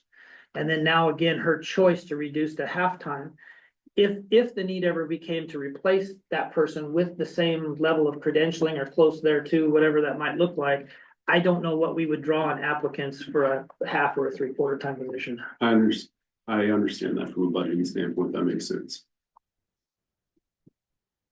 So the budget you proposed has reduced the FTE by 1, Yes, but it does indicate the We need to librarian fix- is 0.7. yeah, we need to fix the FTE numbers. That's part of the draft review process. So they won't be fixed when we end this meeting today? Well, I mean, it's just a matter of printing it. It's a matter of updating it on the So- sheet and So, printing. all right, so what, can you make the pencil changes, pen So, changes? so this total FTE would be 3.25. It's just a number change on this line, that's all it is. I meant You want these each ones too, so you position, can see. yeah. Well, because they won't be listed. These will be zeroed out because it's all going into one line here. These positions will be zeroed out, as you can see over here, and it's all lumped into one salary line. So we won't have these FTEs listed anymore. But just to Well, even, visualize, so you can see the even if they're not difference. listed, I just wanna know what we're talking about. I Well, don't then understand. clerk will go to 0.38. Catalog specialist, is that the other one you reduced by 5 hours? 0.38. Librarian 0.5. And the children's services to 0.5.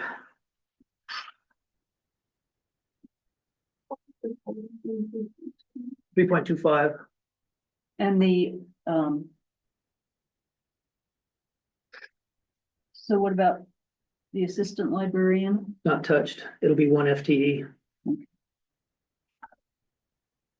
The whatever the title is The for, library archivist is one, is it one? is one, that'll stay at one. And that's the Western History Room, I believe so. Is that correct? Yes. pretty much? Thank you.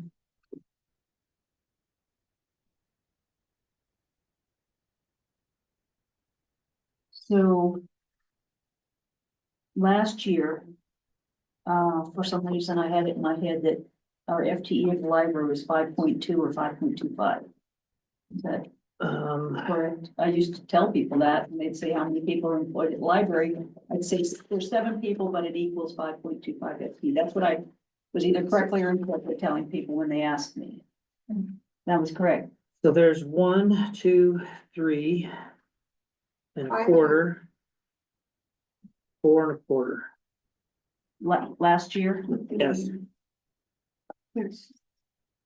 because there's 1, 2, 3, 3 and a quarter, And then. and then a, I think that's and a right. half is 4 and a quarter. I just want to be sure. 1 equals 1, if there's a reduction, you know, that all planning. Which one am I missing then? Assistant librarian 1, children's service coordinator 1, library archivist 1, there's 3. Library service assistant, catalog specialist, there's 4 services, librarian 1, 1, 2, 3 and a quarter. clerk 5.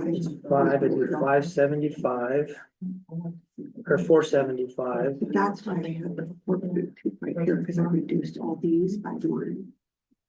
But maybe. Well, maybe this is printed out with your changes on it, so I need to look at my previous budget. So but you showed 5 and a quarter for last year Mhm. and has reduced, okay, so the 4 and a quarter then would be the Would be current, the new. So and looks this, like it's being reduced by more than.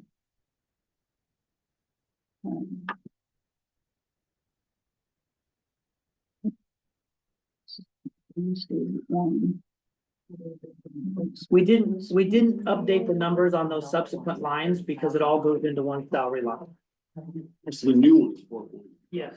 Okay, so it was 5.2. But we didn't update these ones. Actually, those are gonna be 0. They're gonna have zeros on them because it all goes into one line. Yeah, I understand, but we have to think about.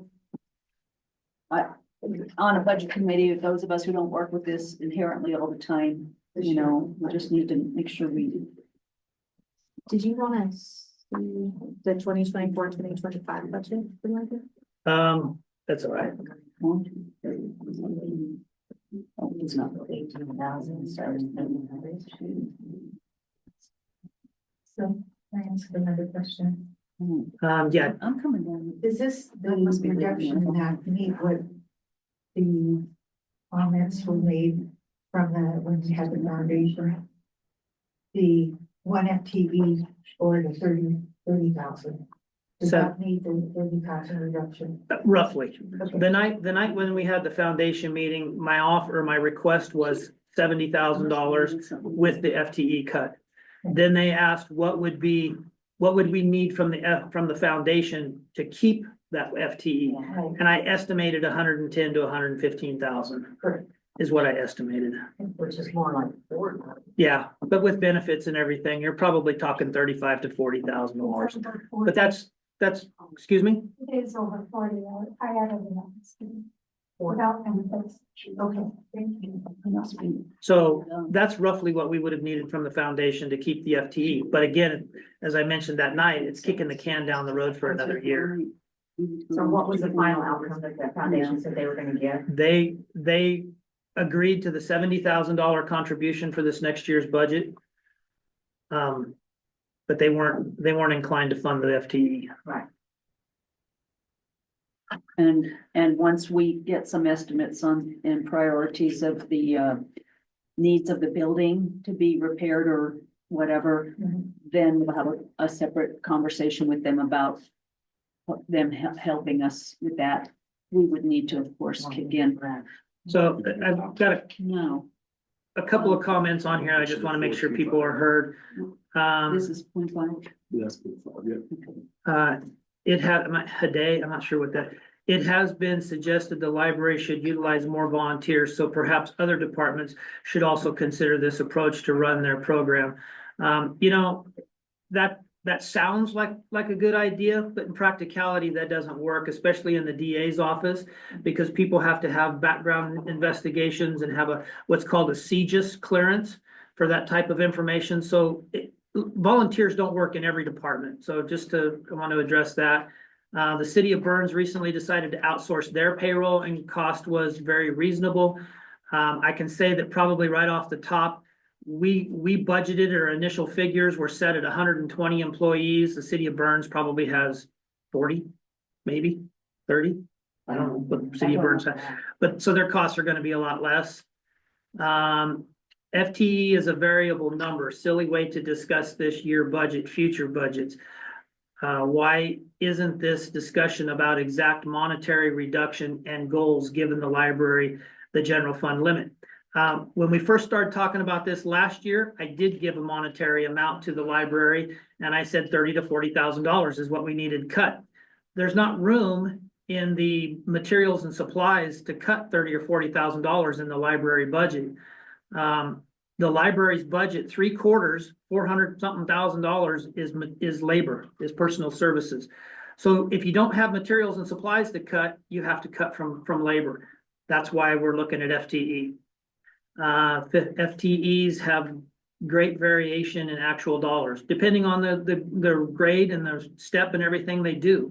And again, that's why I gave that, however to do that or achieve that, to the librarian, the director, to decide that.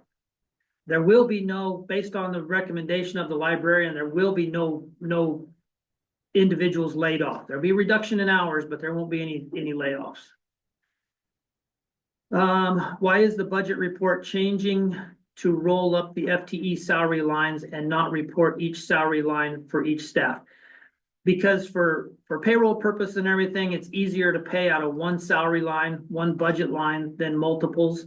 And the information is still available. It's still public information. We're not hiding anything. So, but for process purposes, and a lot of counties do this, they do the exact same way in their budgets, so it's nothing out of the norm.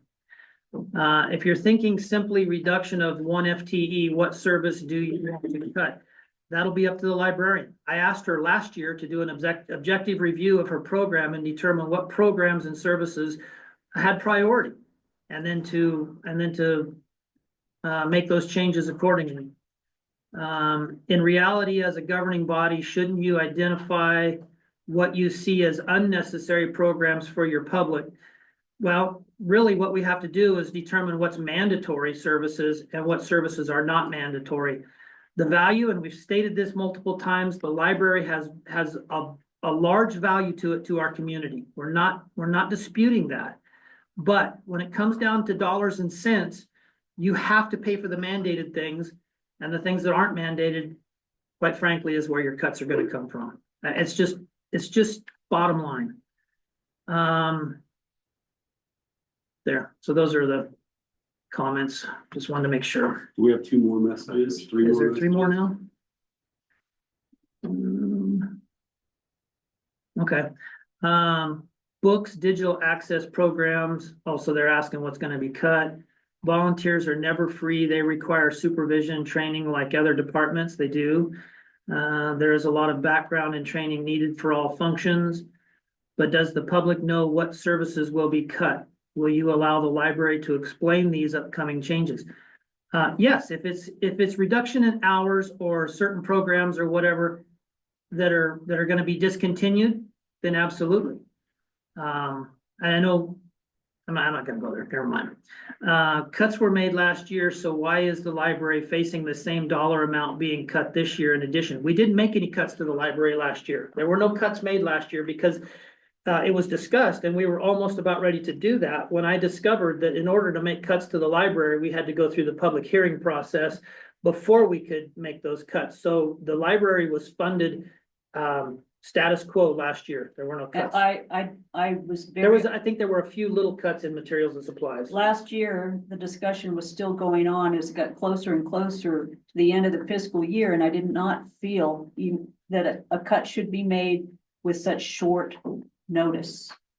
Since this was, a budgetary function, and that's why we're trying to get ahead of all this stuff earlier, so if a position is going to be cut or whatever, people have a few months to, find their path if it's gonna affect them directly. So that's no. why we picked it to this year. No, the librarian didn't go to 3/4 time last year. She's been at 3/4 time for how long? 3 or 4 years? Yeah, that was not a new cut last year. That was 3 or 4 years ago when the librarian basically asked to go to 3/4 time. You negotiated that with the previous judge? Yeah. Okay, so that answers the question, the online stuff. I just had a question about Yes. benefits, because there's a difference between if you hire someone who needs the benefits and is a single, that's, or families. I just want the cost of those, because I know even this year, not all of them that could have qualified for benefits, the library took the full family, or like you said, you already had the insurance, which you can't ask when you apply. The other thing I want to say is even I do volunteer also at Slater School, the district. And that's why I got to know Mr. Frank up there.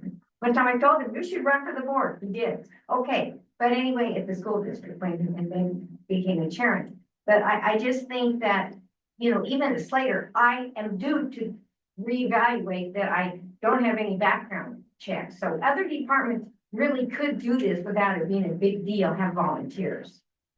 I know the school district is different, but you just kind of said, well, they have to, well, no, not really. I think other departments could ask for a volunteer. Okay. What departments do you visualize being able to use a Well, volunteer? OSU, Oregon's, I think that could right away, and I'm not familiar with all the departments, but if you asked me to, I could go through and figure it out because I've lived in Harney County a long time.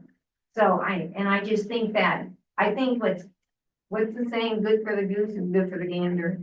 Yeah, So I think it wouldn't be a bad thing. I don't think we just say, no, it's not gonna work, like you just indicated to me. well, there's other things. That's not the only issue of whether volunteers would work or not, but you have. No, I'm just saying we need to look into it. I just don't want a blanket no, that's all. I can hear. I hear what you're saying, but with what I know, with the knowledge of what I know of the departments that would be eligible well, not eligible, that you might consider a volunteer for, it wouldn't work. Yeah, I just have a hard time because I'm retired and I think I'm very important to the community. I've been in CASA. I am on the library board. I just think that I have a lot of valuable stuff to give to the community. And I think when you say, well, it wouldn't work, it's a slap in the face. As a person, this is my thing. For the requirements in the different departments where you would say, how about a volunteer in this department or that department? It wouldn't work because of the technical expertise that a person has to have, the background investigations that a person has to have, or other criteria. The general fund in and of itself has a lot of 1 person and 2 person. The treasurer is 1 person deep. The clerk's office is 2 people deep.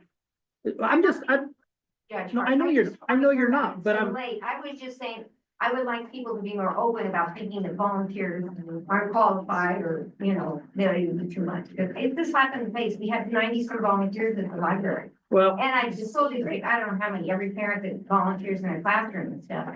So I just think that, that's all. It's just my comment. You can say, but yeah, that's my comment. It's my rebuttal. You don't comment. thank you. And we appreciate your service as a CASA Well, you should. and a board member. I do, very much I do. Communities like ours would flounder I know. without the volunteers in our communities. It's just like, it's commercials and diet. I do know how long. So, those Jeff, are, Can I just ask a question? yes, So in the new proposed budget, in the library section, instead of having those people broke out individually as FTEs, they're all gonna be lumped together, is that what you yeah, said? all departments, all departments are going to a single salary line. I would ask, since this is a change, that in wherever the administrative notes you can add to a budget page, that you go ahead and add some of the previous year, maybe the previous 3 years of what that total would be, had we been doing it that way. Yeah, So we can because see especially that. when they're. And how the reducing the tax. FTA. Yeah, I mean, that especially could- on this one where it's taken an FTE cut, I could definitely put a comment, a I, permanent comment in there that identifies FY 24-25 FTE was 5.25. yeah, that kind of thing would be good, because that has been, I've said this every year and it never happens. This is a public document, you know, people can look at it and we can refer to it and all that. And in some of the funds that are old funds that were established by somebody for some purpose, we always have to ask what did it say in what it was to be used for? I just think those things ought to be permanently in the notes so that. And I've done that with some of them as we find the resolutions that This created year, those funds. when we do it, let's just kind of as a committee, when we get there, just mention if we need a sentence for each one and then get those in there. I just think it'd be better for transparency and for our own reference from year to year. Some of those we've had problems finding resolutions for some of the funds. Is there a way to add in a line? I'm not familiar with that software, but I know on other budgets, there has been an FTE line for each of the previous years. They're actual and they're budgeted so that you can see how many FTE and what the trend was. And it was a separate line, just like this was it. salaries. No, I mean, it would say 4.25, 5.25, 3.25. Oh, by at Adding the it top up? of, Yeah, at the top of each year for each yeah. actual, We're, I don't know. our software is limited in that. I think the only way to be able to do it would be like to put a permanent note, and you maybe do it under the new salaries line that says like fiscal year 23-24 FTA 8, you know, and then as each year goes, you could add the previous fiscal year with that. I think HR did a report on FTE for the library for the past 6 or 9 years. I can include that information in a permanent note underneath the salary line that would identify each year. You did it for all of them. But I didn't know if she did it for all or what. I know she did it for you. I But it's- asked her for it.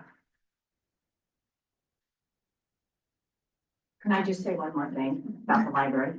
Since I watched the video when I was on vacation. And I just was really appalled that the board made the decision to not fund the $30,000 to fund the position. And then when the thing came out that they were going to have a public meeting, because the county cut that position, and I just want it noted that the board said they didn't want to fund anymore, even though the county Are you cut talking it. about the foundation? Foundation. The foundation. They also made the same decision that the county made, to not Yes. fund it. Yes, I But just that want was that. to be- because they decided it was not sustainable, because that would come out of their yearly distribution, Right, which goes up and down. right. Well, but the But it still same, was So a it decision wasn't they that made. they didn't want to fund it. the same issue Same comes here. up with the It's the county same though, is thing. sustainability. Yeah. But we're the only department that's facing this. The first. So for the record as well, the treasurer or the assessor's office, with the election of a new assessor, has basically cut one full position voluntarily. There's Kept one, somebody left, right? yeah, it's through attrition basically. Yeah. But that position, so it's not just the library that has seen a reduction in FTE. There are other departments.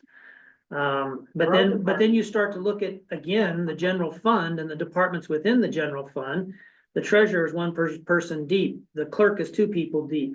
The assessor's office is where they need to be. Juvenile department is 3 people deep. And that's where they need to be. I mean, you want to cut one position in the juvenile department, then the workload is going to be through the roof on them as well. What else we got in the general fund? The county court. I mean, there's the three of us and the assistant, and there's some misnomer on that too. I wanna clear up right now for everybody. The county court assistant, the administrative assistant as it was previously titled, and I changed the title to executive assistant when I came into office, has been in place for 20 years? Something like that? So this is not a new position, and I keep seeing rhetoric on social media that the county court created a new position when I came in. We did not create a new position. This is an existing position that's been here for a long time. But we upped it, the duties to executive assistant. This individual has the experience and skill set to do a whole lot more than the administrative assistants who were very fine in the past. I mean, it's almost like having a quarter-time commissioner on the side here. I mean, which is very helpful. So other departments, maintenance, one person deep. Emergency management, one person deep. The DA's office. You've got a staff of 2, 3 with the DA, but I mean, you're asking for another position, but I'm just going through all the general fund to put, where would we cut a position at? In the general fund, and the general fund is really the big discussion item here. The general fund has limited revenues of property taxes and for the most part PILT from the federal government. That's it. There's a few other smaller sources, but that's really it. Am I on track there, Treasurer? So it's not that where are we gonna bring more money into the general fund? Until we start having a housing boom or an industry boom or whatever that creates more property tax or generates more property taxes, there's nothing else to do for the general fund. And speaking of property taxes, we're at like 60% collection rate, the last I saw, of paid property taxes. And then the one account that's several $1 million in the red, is that still several $1 million in the red? It's a couple million that I'm aware of. The county's portion of that would be about $500,000. But I was shocked, because isn't 60% pretty low?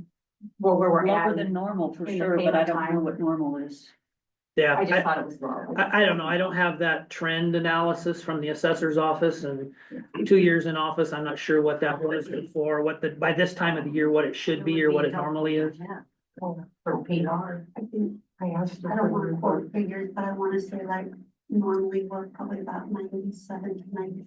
That's why I thought the 60 was really And low. last year, I think we were 95 or something. Judge, I did ask her for a report of that, to see if she could go back to where Ed had produced a report that showed all of that, the trending, and showed where we were in collection. And she said she would provide it for the budget committee, so maybe she can provide it earlier for you. Yeah, and I think I heard the other day that you or somebody had asked for that. I did ask her Yeah. for that. I will try to, definitely, it's a good document to have for the budget committee. But I'll see if she's got it prepared. We'll get it out earlier to the committee. We have add something. Also, we have 2 funds where we are holding property taxes that are being disputed by Pacific Power and Light and Idaho. Don't quote me on, but anyway, and Corey, the assessor, has advised me that we will now have a third entity that is disputing theirs, and I believe it'll be CenturyLink again. So I'll have to create a new fund and hold that property tax as well on that. And those accounts are, I think the threshold's over $1 million. So then they're assessed by the state, is that correct? I mean, it's not done by our local appraisers, that's done by the state level because of the value of the account. So those are corporations generally that are appealing the taxes they've paid across Oregon or whatever, and our county's one of them, and is that what we're saying, or is Yes, it? and so then we're required to, they do pay a portion, but we're required to hold it in a fund until basically a decision is made, and then hopefully we either pay it back to the entity or we disperse it amongst the approximately. So bottom line is it's not being dispersed. No, I'm Do you know if the other 2 are getting any closer to resolution? Oh, that's the assessment, yeah, thank you. So we've kind of gone a long ways here, but I think the last real topic was, the one FTE cut in the library. And, again, it's my proposed budget. Is there any other discussion on that topic? Cause I'm gonna make a motion. It's my proposed budget. I have to stand behind my budget and what the work that we've done to get there with the public hearings and everything. My motion is gonna be to approve the one FTE reduction in the library department. And second, Any further discussion? A motion's been made and seconded to reduce the library FTE by 1. All in favor signify by saying aye. Aye. And opposed. Unanimous.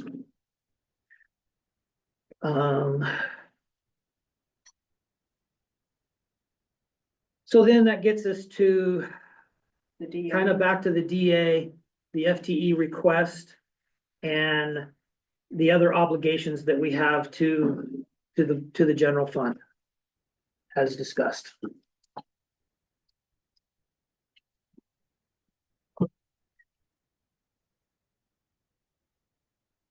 There's no money for their FTE that I can see. No. There's not. I mean, so again, priorities in creating this proposed budget were $200,000 to the operating reserve. And to continue on that, I figured we did it last year. We're on track to do it this year to make the full transfer. If we continue to do that every year, it just becomes part of the budget. We work within our means, and that's a goal to get the reserve built up. The year we had the budget crisis, I call it the budget crisis, you know. Budget deficit. It was a huge thing, and in order to get through that year, since what had happened was over 5 years, approximately $2.3 million had been budgeted and expended because the beginning fund balance recurring for 5 years was not correct. Was less than. And they budgeted to an incorrect number. It was not intentional. It was hard to believe, but it happened. And in order to get through that budget year, and I think we had 40 hours of budget meetings, spread over, 10 meetings at least, it was painful. It was, I'm proud that we got through that year, but we got through that year taking all our contingency, taking all our reserve and only having $50,000 to start a new year that hasn't already been, appropriated. And we were just holding our breath. And that's how it was, and we're still recovering from it to this day. But then we had all the new stuff. So I guess the first question there is that a goal that the county court wants to continue to budget at? I said it last year at 200,000. I continued it this year. Is that the level that the court wants to continue at? Or do we want to go with a lesser number every year? I think we should for another couple of years at least, because we've got all these big expenses coming up that we know are coming, but they're not in the budget. You gotta have it from somewhere. We might not have to reach into it too much, but we need to have it, and we've been advised by financial professionals to keep growing those.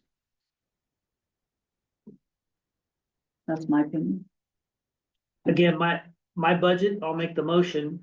So I make a motion to continue the $200,000, the budgeted $200,000 transfer from general fund to operating reserve. Second. Any other discussion? A motion's been made and seconded to continue budgeting at $200,000 transfer from the general fund to operating reserve, with the intent and the goal of building our operating reserve to a level that would suffice in times of need, I guess.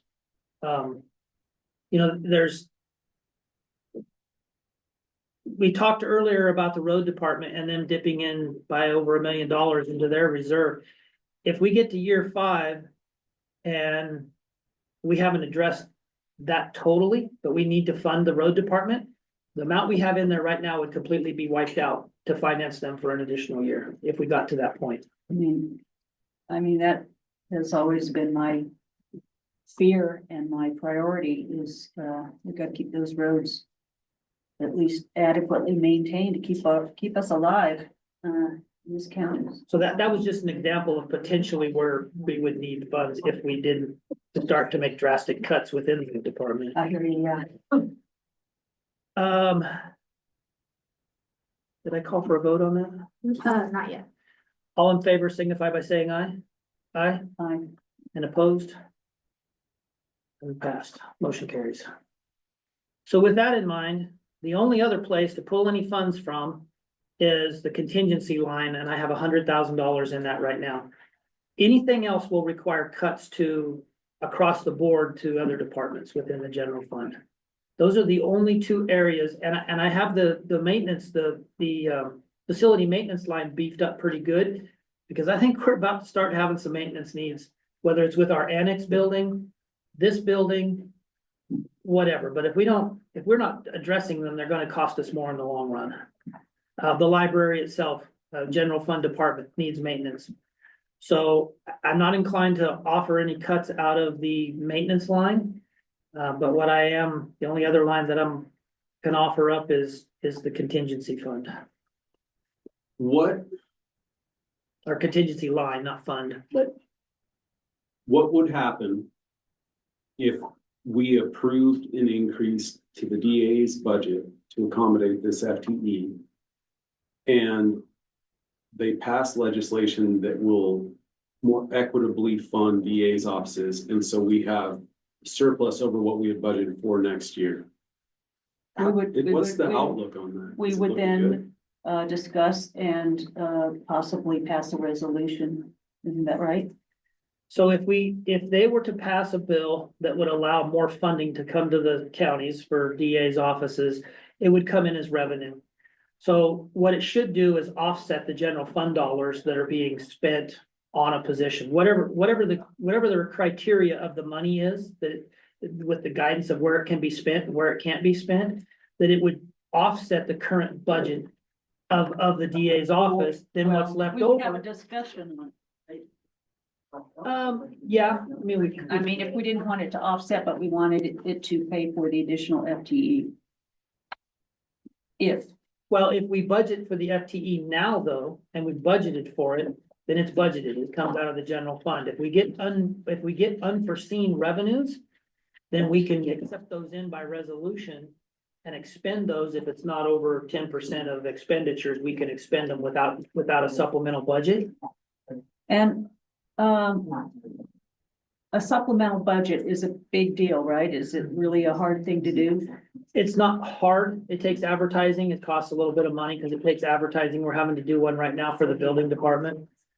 And its expansion, but it's not a difficult thing. Okay, I just wondered. I didn't know if it was like you try never to do them or But not. my preference would be that if we budget for the position now, if we make a cut somewhere and we budget for the position now, and then we get unforeseen revenues, extra revenues, that we don't use those extra revenues just to grow the department further.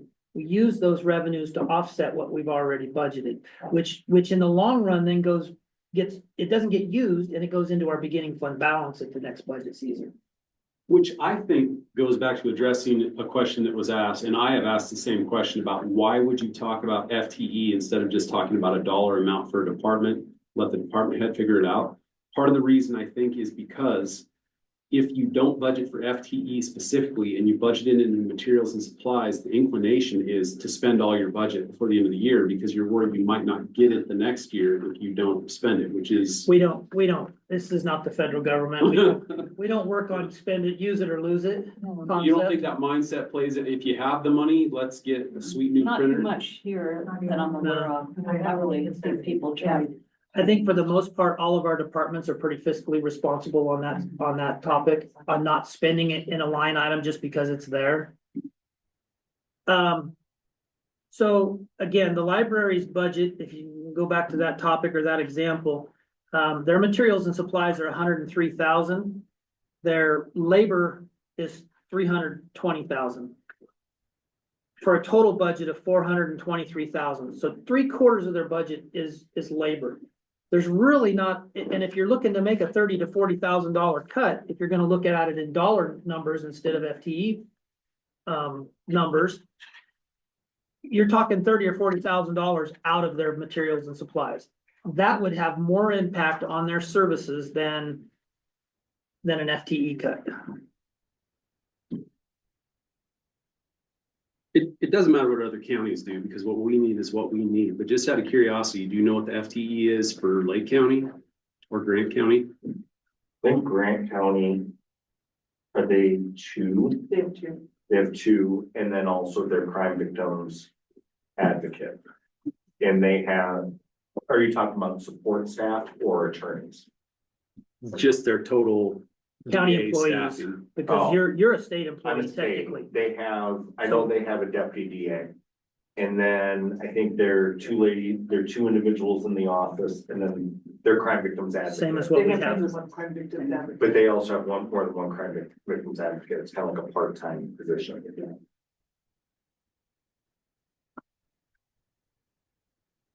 I mean, I'm inclined to, are you all hearing that the DA, that there's a potential for DA funding?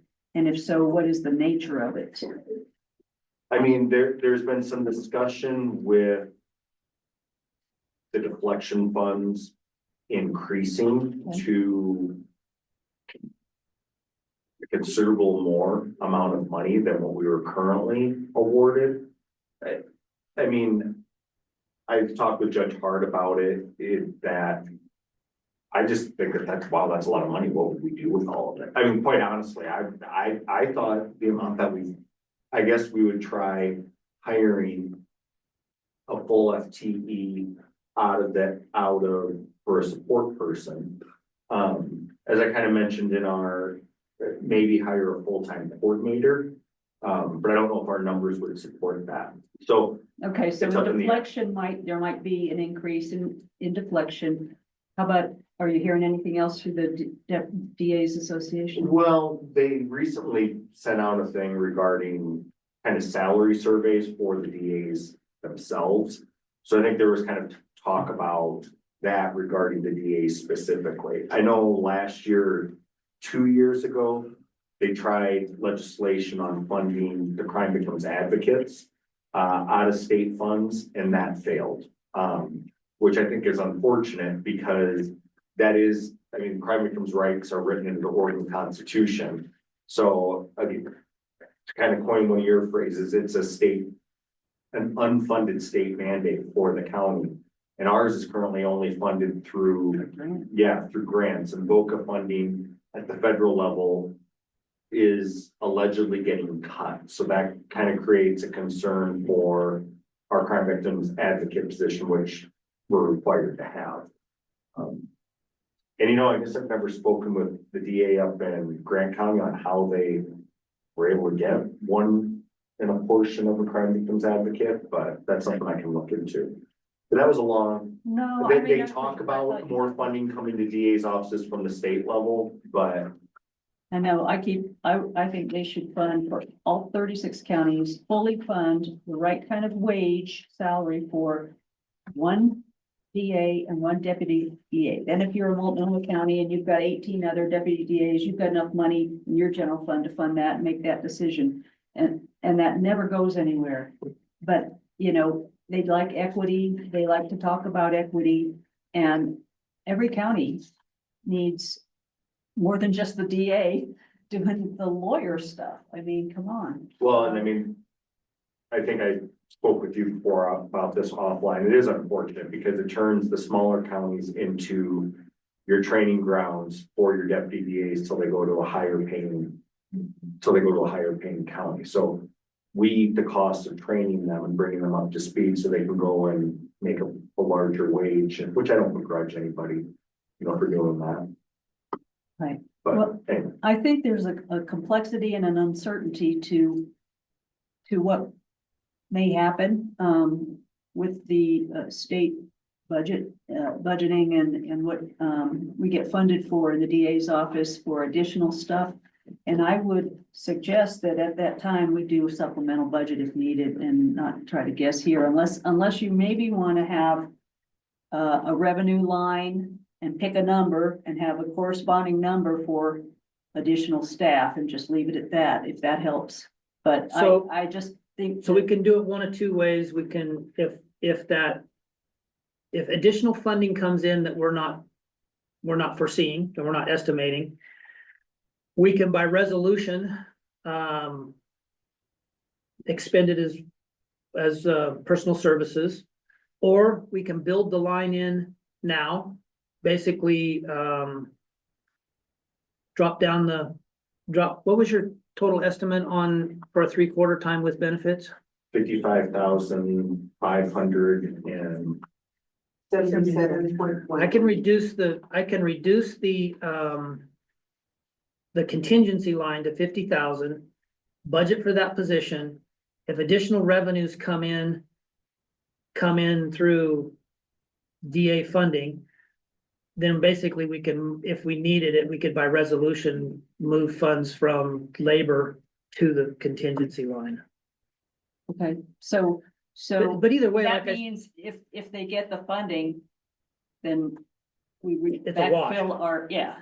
If we don't, they're not gonna hire a new FTE.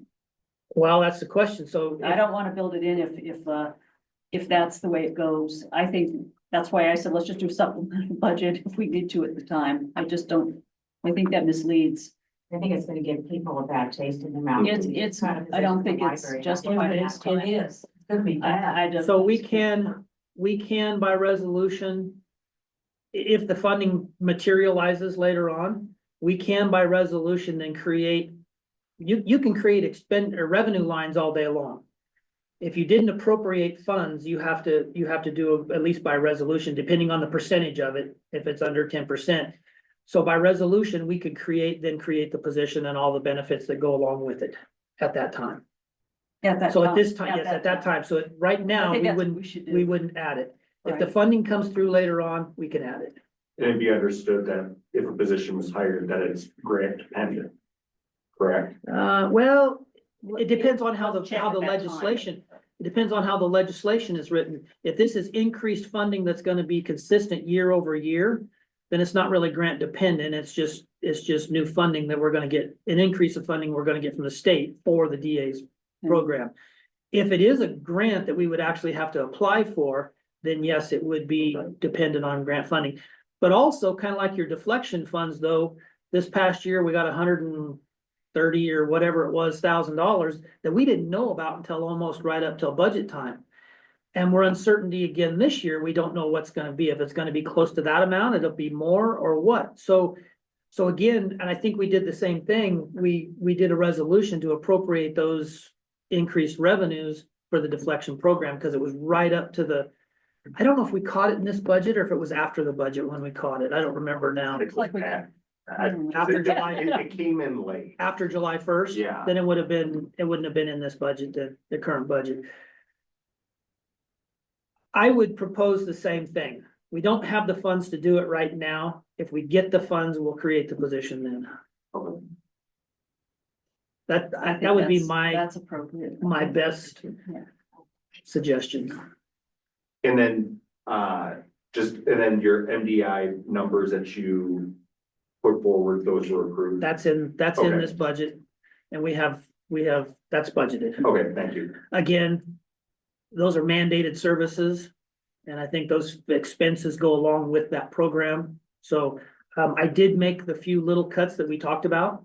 I'm not gonna, they're minor little ones, whatever, but I did that we discussed in the final number that we come out with. That additional 9,000 is with the numbers that we discussed. As far as the holiday pay line Okay, and the, like it's $695. yeah, Okay. yeah. That and the total number per call out, we had discussed at a reduced price. Yep. And the call time was reduced. Okay, So with those discussions that we had, that's what's in the budget. okay, And then we created a line for travel. We moved $3,100 out of personal services and into travel for them. We okay. created a line for that. Can you send me that updated? You bet. Thanks. I see a question about, library. Yeah, so. Here's my view on, if grant funding comes in and they wanna hire staff, then make it contract staff that goes through a temp agency, not county employees. Yes, that costs money off the top because the temp agency does the workman's comp and all of the other stuff, but it's clean and it doesn't give the impression or the hope that this is leading to a permanent position, because I think, as much as we don't like to say that, I think we need to say it out loud, okay, until we recover from this economic downturn, for us. I think it surprised me that people who I think keep up with stuff generally about the county are still like, when did this happen? When did this happen? It's been happening, and maybe, we have to say it loud and often, as much as we don't like that to be what we're talking about, and other people too, so. I see you, Terry, just a second. So another question, can you speak to the salary increase in the county court within the past couple of years?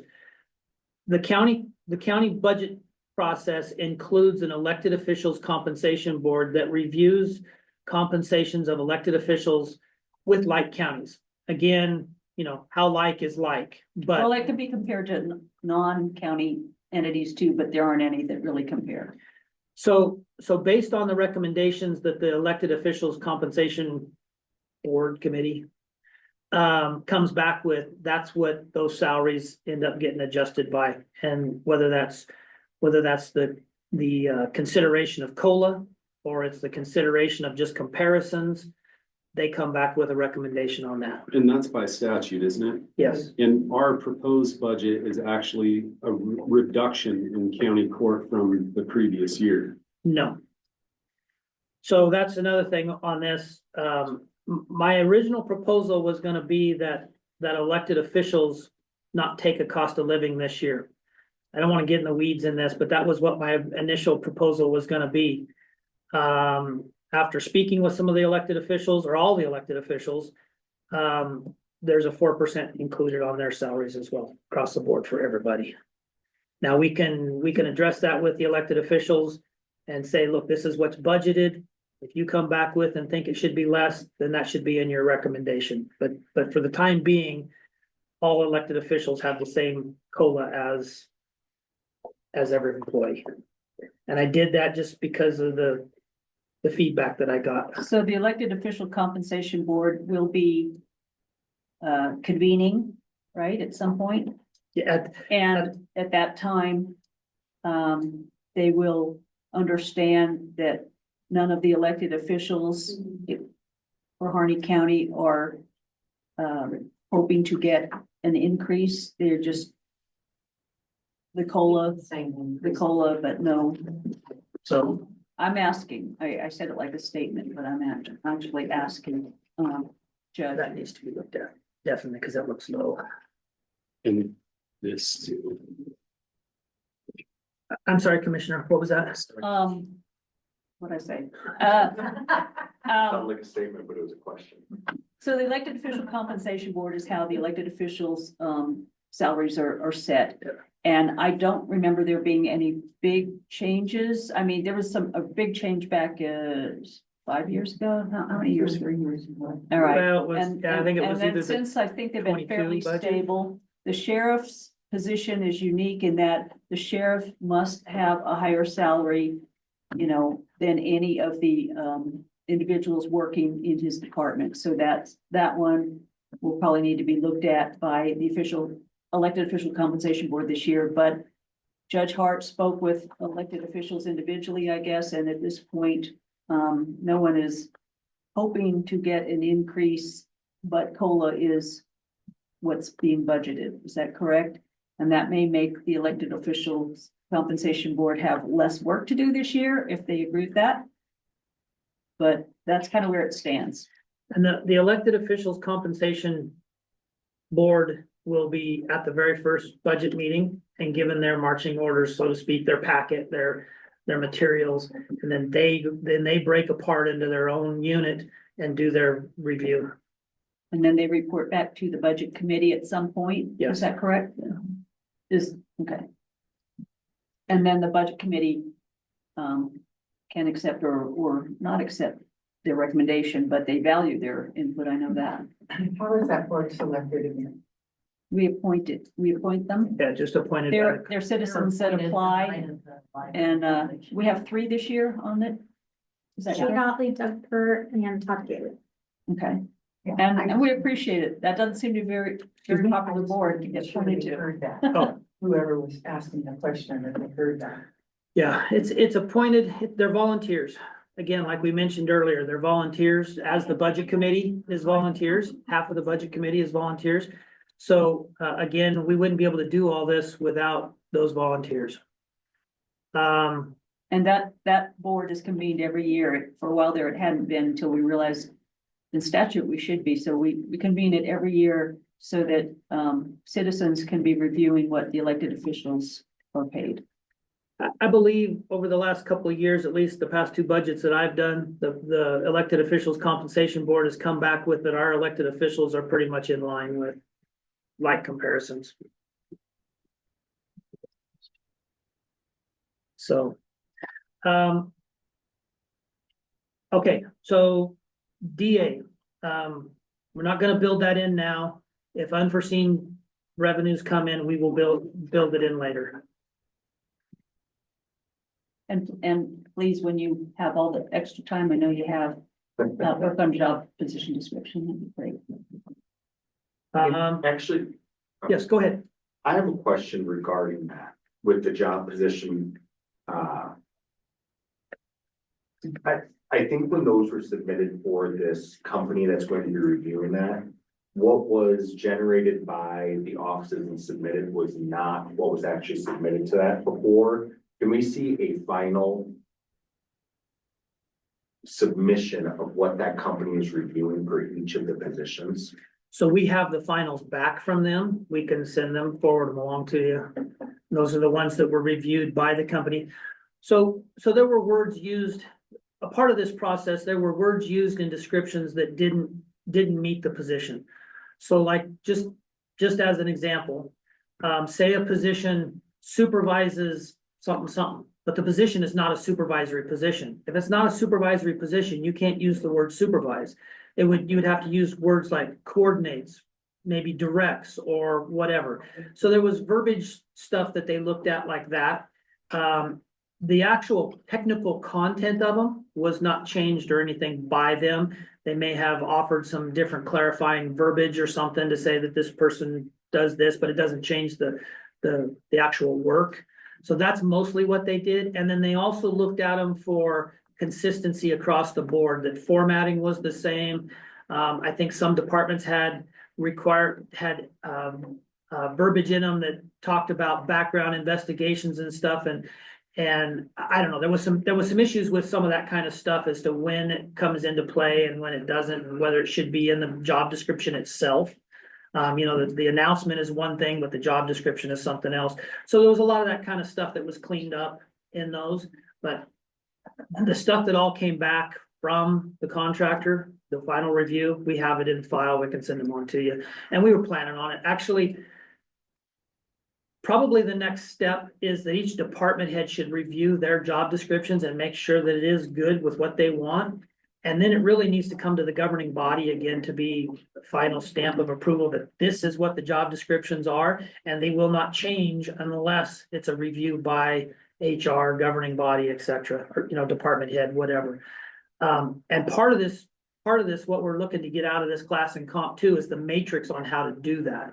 So that when we create a new position for like this or whatever, that we develop the job description and then we can grade that job description against the matrix, the grade classification matrix, and know where to place it amongst the grades and not have to go out to a contractor to do that.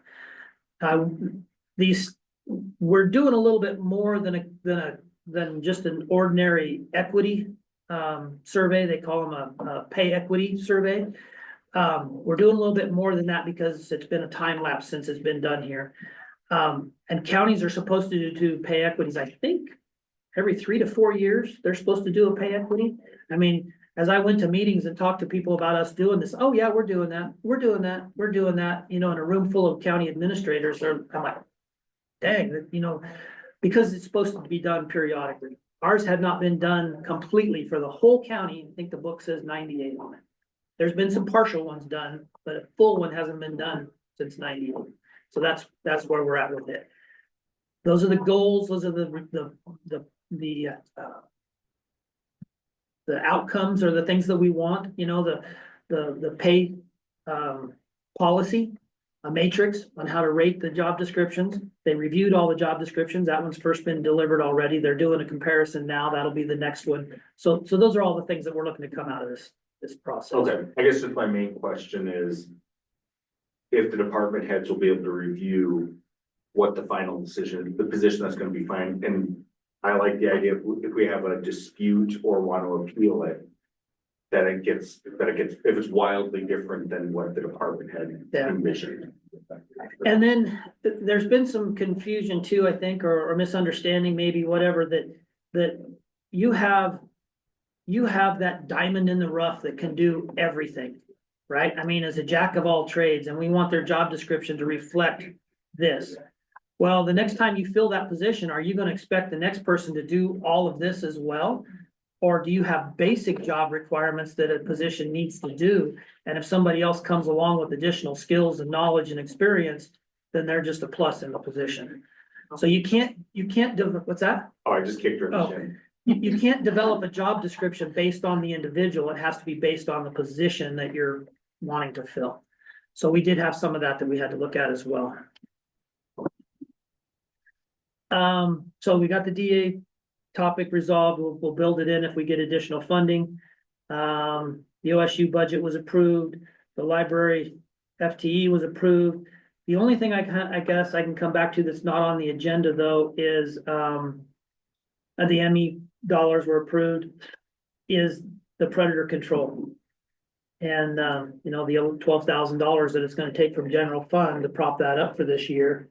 And that it will take the Taylor grazing funds down to zero. I think we should, I mean, as we go to some of our organizations. Thank you, sir. Like Sorry. the Harney Took so County long. Stock Growers and the Harney County Farm Bureau and these, as we have time and we go to some of these, we should ask them to give us ideas because, you know, we're getting tight and if, you know, there have been times where people have said we're gonna try to figure out a way to fund it amongst ranchers or this and that. I don't know if any of that would apply.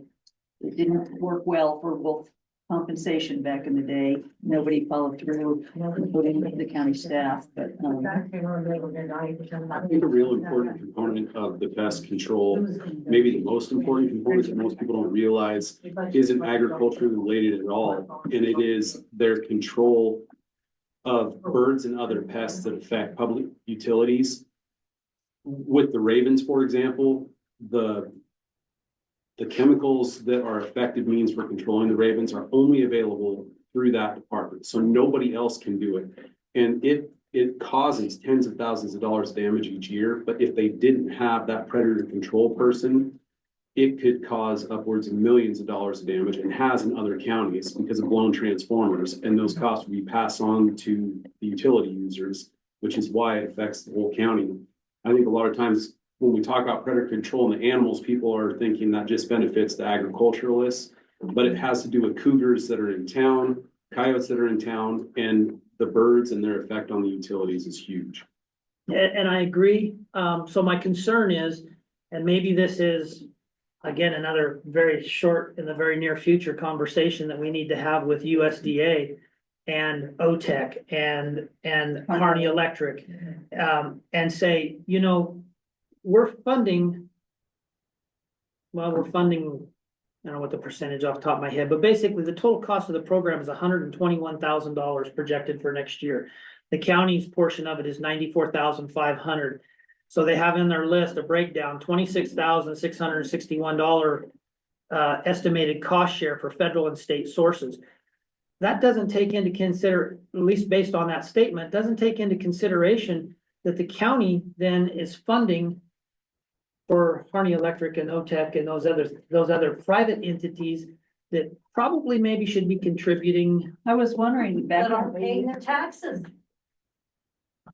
I don't know, back since birds and electrical lines have, been around forever, did the utilities used to do some They did. control? I They did? remember OTEC, Kearney Electric was 10,000 at one time. Do you remember that in the budget? They had $10,000 going towards Oh, our thing, and it was, I think both of them did 10,000, and that's when they were doing the cougars on the Steams Mountain too. Because they reported back to us how many cougars they officially took off of that. interesting. Yeah, they did, I remember 10,000. Well, and the Department of Fish and Wildlife utilizes their services at no cost to them, to my knowledge, because we had a suspected wolf kill, and it was our predator control guy that came out to research it. Yeah. There are some elements like that too, and they've, in my discussions with them, they do talk about doing work for ODF and W, US Fish and Wildlife. And I'm not sure if this 26,000 is part of that or not. From state and federal, from federal and state funds. It's a awful budgeting tactic, but on that one, I think it's good to keep it in conversation and kick it down the road another year. And as legislators for our county and advocates, to keep pushing for legislation to shore that up with some state or federal funding. I think there was a bill, wasn't there a bill proposed from predator district, control districts or something like And they that? said no last time, Yeah, because we wanted to form. Which it's, They said we are not allowed to form. there's no other option because of the restrictions on those chemicals. And I understand the need for those restrictions, but the way it is now, only they can do it. So they kind of have a monopoly and have us by the. I don't know The what? is the correct word. so then The short hairs. That's what I was gonna say. is the proposal then to, I mean, because it's gonna deplete Taylor grazing. And then in order to meet this $94,500 line item, it'll take about $11,000 from general fund. When is the Taylor Grazing Act meeting? There's an annual meeting. I don't know. I haven't. If you could make a call to the BLM and find out. Usually what they've done in the past is they have different projects proposed by local people, ranchers, whatever, who want to put in, water trough or want to repair this or that. But this kind of discussion. Yeah, the last one I know, the one that we had where we talked about the last programs that we funded Annually, we were supposed to have a meeting with them and it. with the I don't- BLM. Oh, yeah, and they're usually the ones that set the date, but why don't you can maybe find out more. And I brought that up to the manager. How we would definitely like to be at the table with them more often. He made a note. So hopefully that's not a problem. I'm having a hard time remembering this stuff from a long time ago, but payment in lieu of taxes, does that account for our BLM land or just our Forest Service land? It's BLM, our Forest Service, well, it's kind of both. The PILT funds, there's, the formula for it is very complicated. And, Like previously. primarily, I believe PILT is public lands. Forest Service comes through in other forms. But the bottom line is that, if our PILT, just using round numbers, if our PILT is $2 million, and then refuge funds, we were to get, say, $50,000 from refuge funds, and then Taylor grazing, we get 29,000. All those other funds gets deducted from that $2 million. To where what we end up with is about 1.4, I think, is about where we're at. So it's kind of a shell game in some respects, but that's part of that formula. So any Forest Service monies that we do get would come out of that 2 million as well. in a nutshell. I think it's a little bit deeper than that in the actual formula, but in a nutshell, that's how that works. You never know. I hope so. I don't agree. It's about numbers. It's about politics, how the PILT is figured. Because you have counties with far less public lands than what Harney County has, and they get more PILT dollars than what we get. So it's not based solely on acreage, it's based on population, politics. number of votes. Yeah. Yeah.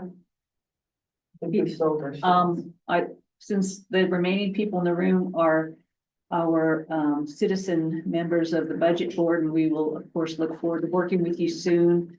I just wondered what you thought about this first time we've done this process. Do you think this is a good way to do it so that this kind of stuff doesn't happen at each budget meeting? It's good. I really appreciate it. So, Advantage. so part of my coming up with this process was I talked with other counties and asked them how they do their processes.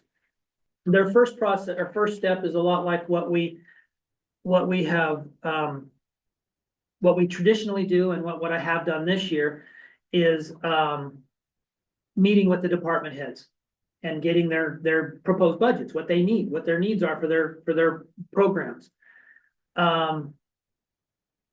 We did that this year, but again, in years past, it felt, well, at least in the first 2 years that I did it, it felt very authoritarian in nature. That the budget officer is the one that's making all these decisions, and that's what goes to the proposed budget. This year, I asked Treasurer Heaney to sit in, so there was 2 of us to give an objective view, and it wasn't just perceived as one person's yes and no answer. So during those meetings, the treasurer sat in, and we got their proposed budgets from them. The next step was this, just to outline, the next step is this for the governing body to say yes and no on these things, and that's what other counties are doing. That was the element that was missing in what we've done in years past, is that the budget officer basically was vested with all the authority to say yes and no. Right. When I believe that it really should be the governing body with the yes and no. Next step will be the first budget committee meeting where the budget message will be delivered. You'll already have the proposed budget by then, and as soon as I make it available to you, I have to make it available to the public. The statute does say that if you deliver it to the budget committee before your first budget meeting, then you have to make it available to the public. So basically, when I deliver it to you, it's pretty much gonna be the proposed budget. My goal this year was to get it to you, the budget committee, 2 weeks before our first meeting. It might end up being a little shorter than that, but at least a week before, so that a review could be done during that week before our first budget committee meeting. And during that meeting, we'll do the normal things, like I said, the budget message and those first 5 departments that have to be done for the CAFA grant. Those will be reviewed. And then also the elected officials compensation board will get their marching orders during that first meeting. And then I have it, just because of scheduling, I didn't really want to do it this far out, but just because of people's availability and whatnot, we'll have our first budget committee meeting on the 8th. And then the next budget committee where we do a deep dive into everything won't be until the 29th. And the 30th is also scheduled in case we can't get through it in one day. But my hope is by doing all this pre-legwork like we did today, we can get through that budget in one day. And that's, again, comparable to other counties. And when I ask them, how long does it take you to get through it? Oh, a day. And I'm like, last year I think was 5 days. Well, not full days, but 4 or 5 hour days. So I'm gonna ask too, when I send out the budget to the budget committee, that during your review, think about any department or any lines that you are gonna wanna discuss. And even at the time of the first budget committee meeting, we'll have 3 weeks before then, and the next actual department head, or not department head, because the department heads are not gonna come in and present like they have in the past. This is not a program review, this is a budget review. But if the budget committee does have the right to ask questions. Well, if Department X, we have a question about Department X, who better to answer that than the department head? So I need to know ahead of time during that, prior to that 3 weeks, what departments you may want to talk to, so we can schedule them in. But not every department is gonna come in if they don't need to.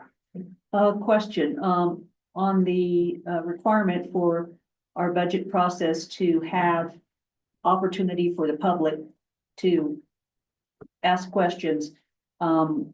Is that just that we have to designate at least one of those meetings to have that period of time? Or, I mean, how are you The gonna, statute says that you only have to allow, this is, we can decide this, but it says that you only have to allow one period of public comment. Which would be, I would probably have it at the very first meeting, that meeting on the 8th. Unless we're going to, as we have kind of traditionally with all meetings, allow for other public comment while we're reviewing departments. But I don't want it to turn into a long, people can come and observe the entire Absolutely. process. Absolutely. Public meetings. And if they hear our discussion or they have a copy on their, they're looking at it. And they just have a question about a figure. If they just say, I just have a question on, on this line. It just seems odd. What is that? Or is that the kind of thing you'll be allowing? Or, and then if they have public comment, they're gonna wanna, that's a little different. simple questions. I would probably entertain simple questions more so than 3-minute dissertation on whatever, So if we have a meeting on the 8th and then the 29th and 30th, and if the budget is available for public scrutiny, for enough time, then are you thinking of just designating one of those meetings to hear public comment? Are you gonna accept public comment in other forms? Well, again, my plan was to just have public comments during the first meeting During the first on the meeting? 8th. I don't think, That's public comment. I would, depending on, I hate to say it this way, but depending on how many people show up and want to make public comment, then we might have to limit it to 3 minutes a person. If we don't have that many, then, maybe 5 minutes or whatever a piece.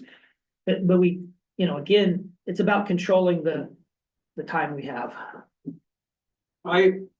I think this would be a good conversation to have when we convene the budget committee, even though they're all here anyway, to decide on this. But I would be more in favor of having a limited public comment at the beginning and maybe even at the end. But I wouldn't be in favor of allowing questions during, because it just has the potential to off-rail stuff. And if people have questions as we go through it and there's an opportunity at the end, they can write them down and bring them up. That's just my 2 cents, but we can see what the whole committee thinks when we get together.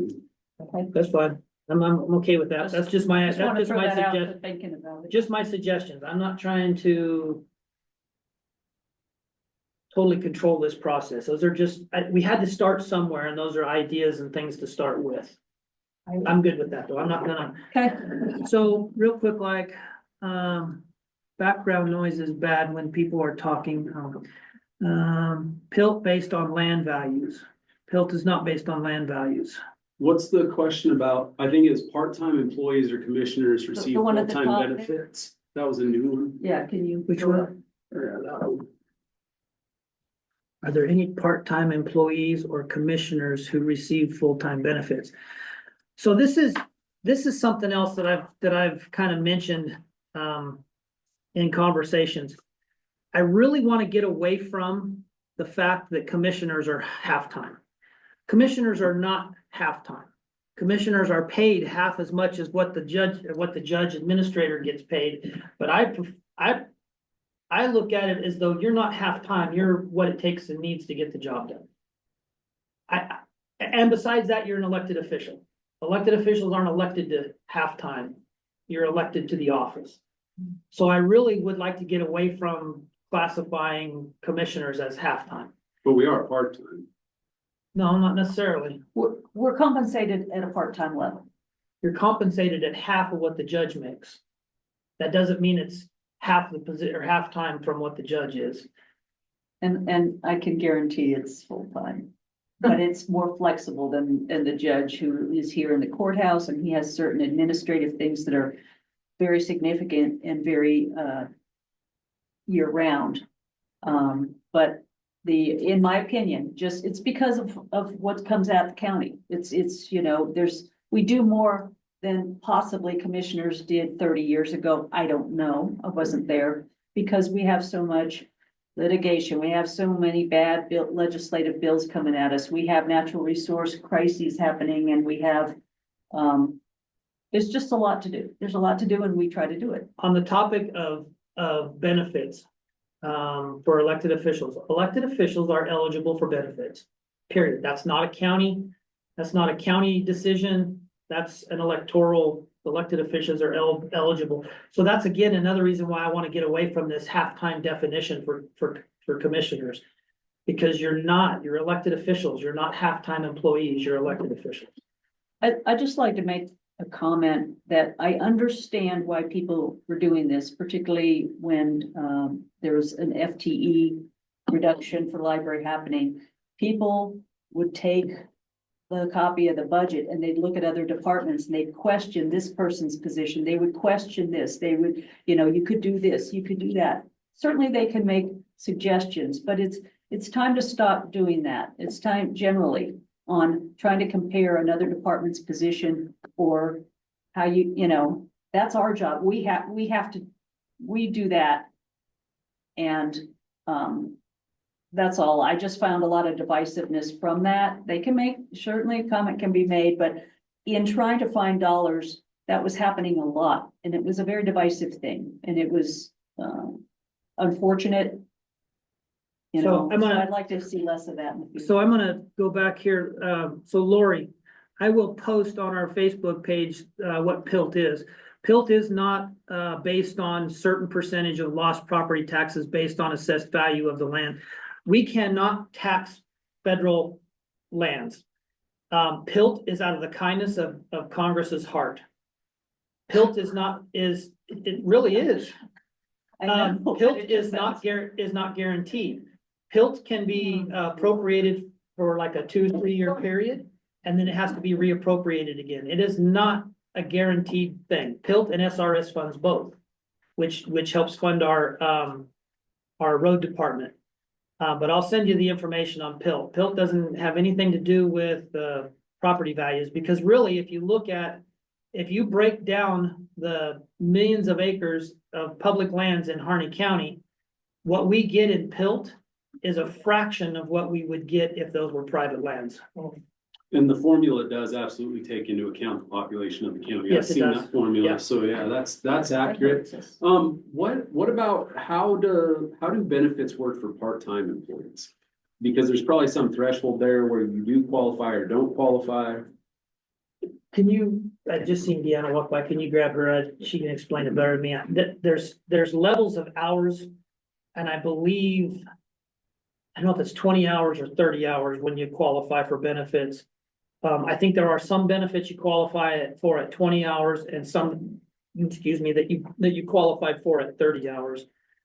But She's on her way. Yeah. And also if I sneak out at noon, it's because I have that appointment. okay, we're gonna be done in 5 minutes. Sweet. I think we've covered everything. Right now is just more discussion than anything else, but. So very quickly, HR specialist Atwell. When does a person qualify for benefits? First of the month following 30 days, you have eligible for. But based on hour, like a part-time, 3/4 time, full-time hour limits. You have to work 37.5 hours to get benefits.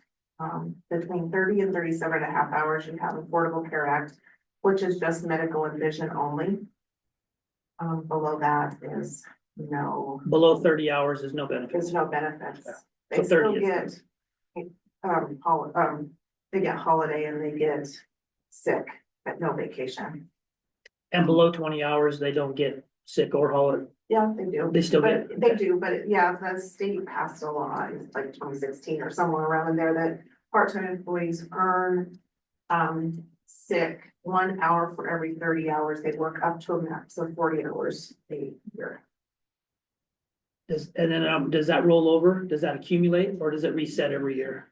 We chose to roll it over but again, if say you have 35 hours and you roll over 35, then you can only earn 5 in the next year. Up For to a max total limit of 40, okay. Yeah. If you roll over 40, then you don't earn anything next year. Thank you. Thank you. She had the technical expertise on it better than I could do it. I don't know about that, but. Is that it? Yes, thank you. Um. So, So I think we've covered all the I territory. just want to say one thing so that people can hear it about the library. So Hardy County Historical Society has fund with OCF like the Library Foundation does. It has $660,000 in it. We take the maximum amount out of that to run the museum. We have to have it. We can't survive on the revenue that we have. That is $25,000 a year. The Library Foundation has 6 times that amount of it. 5 times that amount. We have taken that $20,000 to $25,000 for 5, 6 years now. That tells me that the Library Foundation has an annual distribution eligible to them of $100,000 or more. And they have not funded the full amount of that to the county in any of those years. To say that they cannot sustain funding that $30,000, I think is inaccurate. They are choosing not to.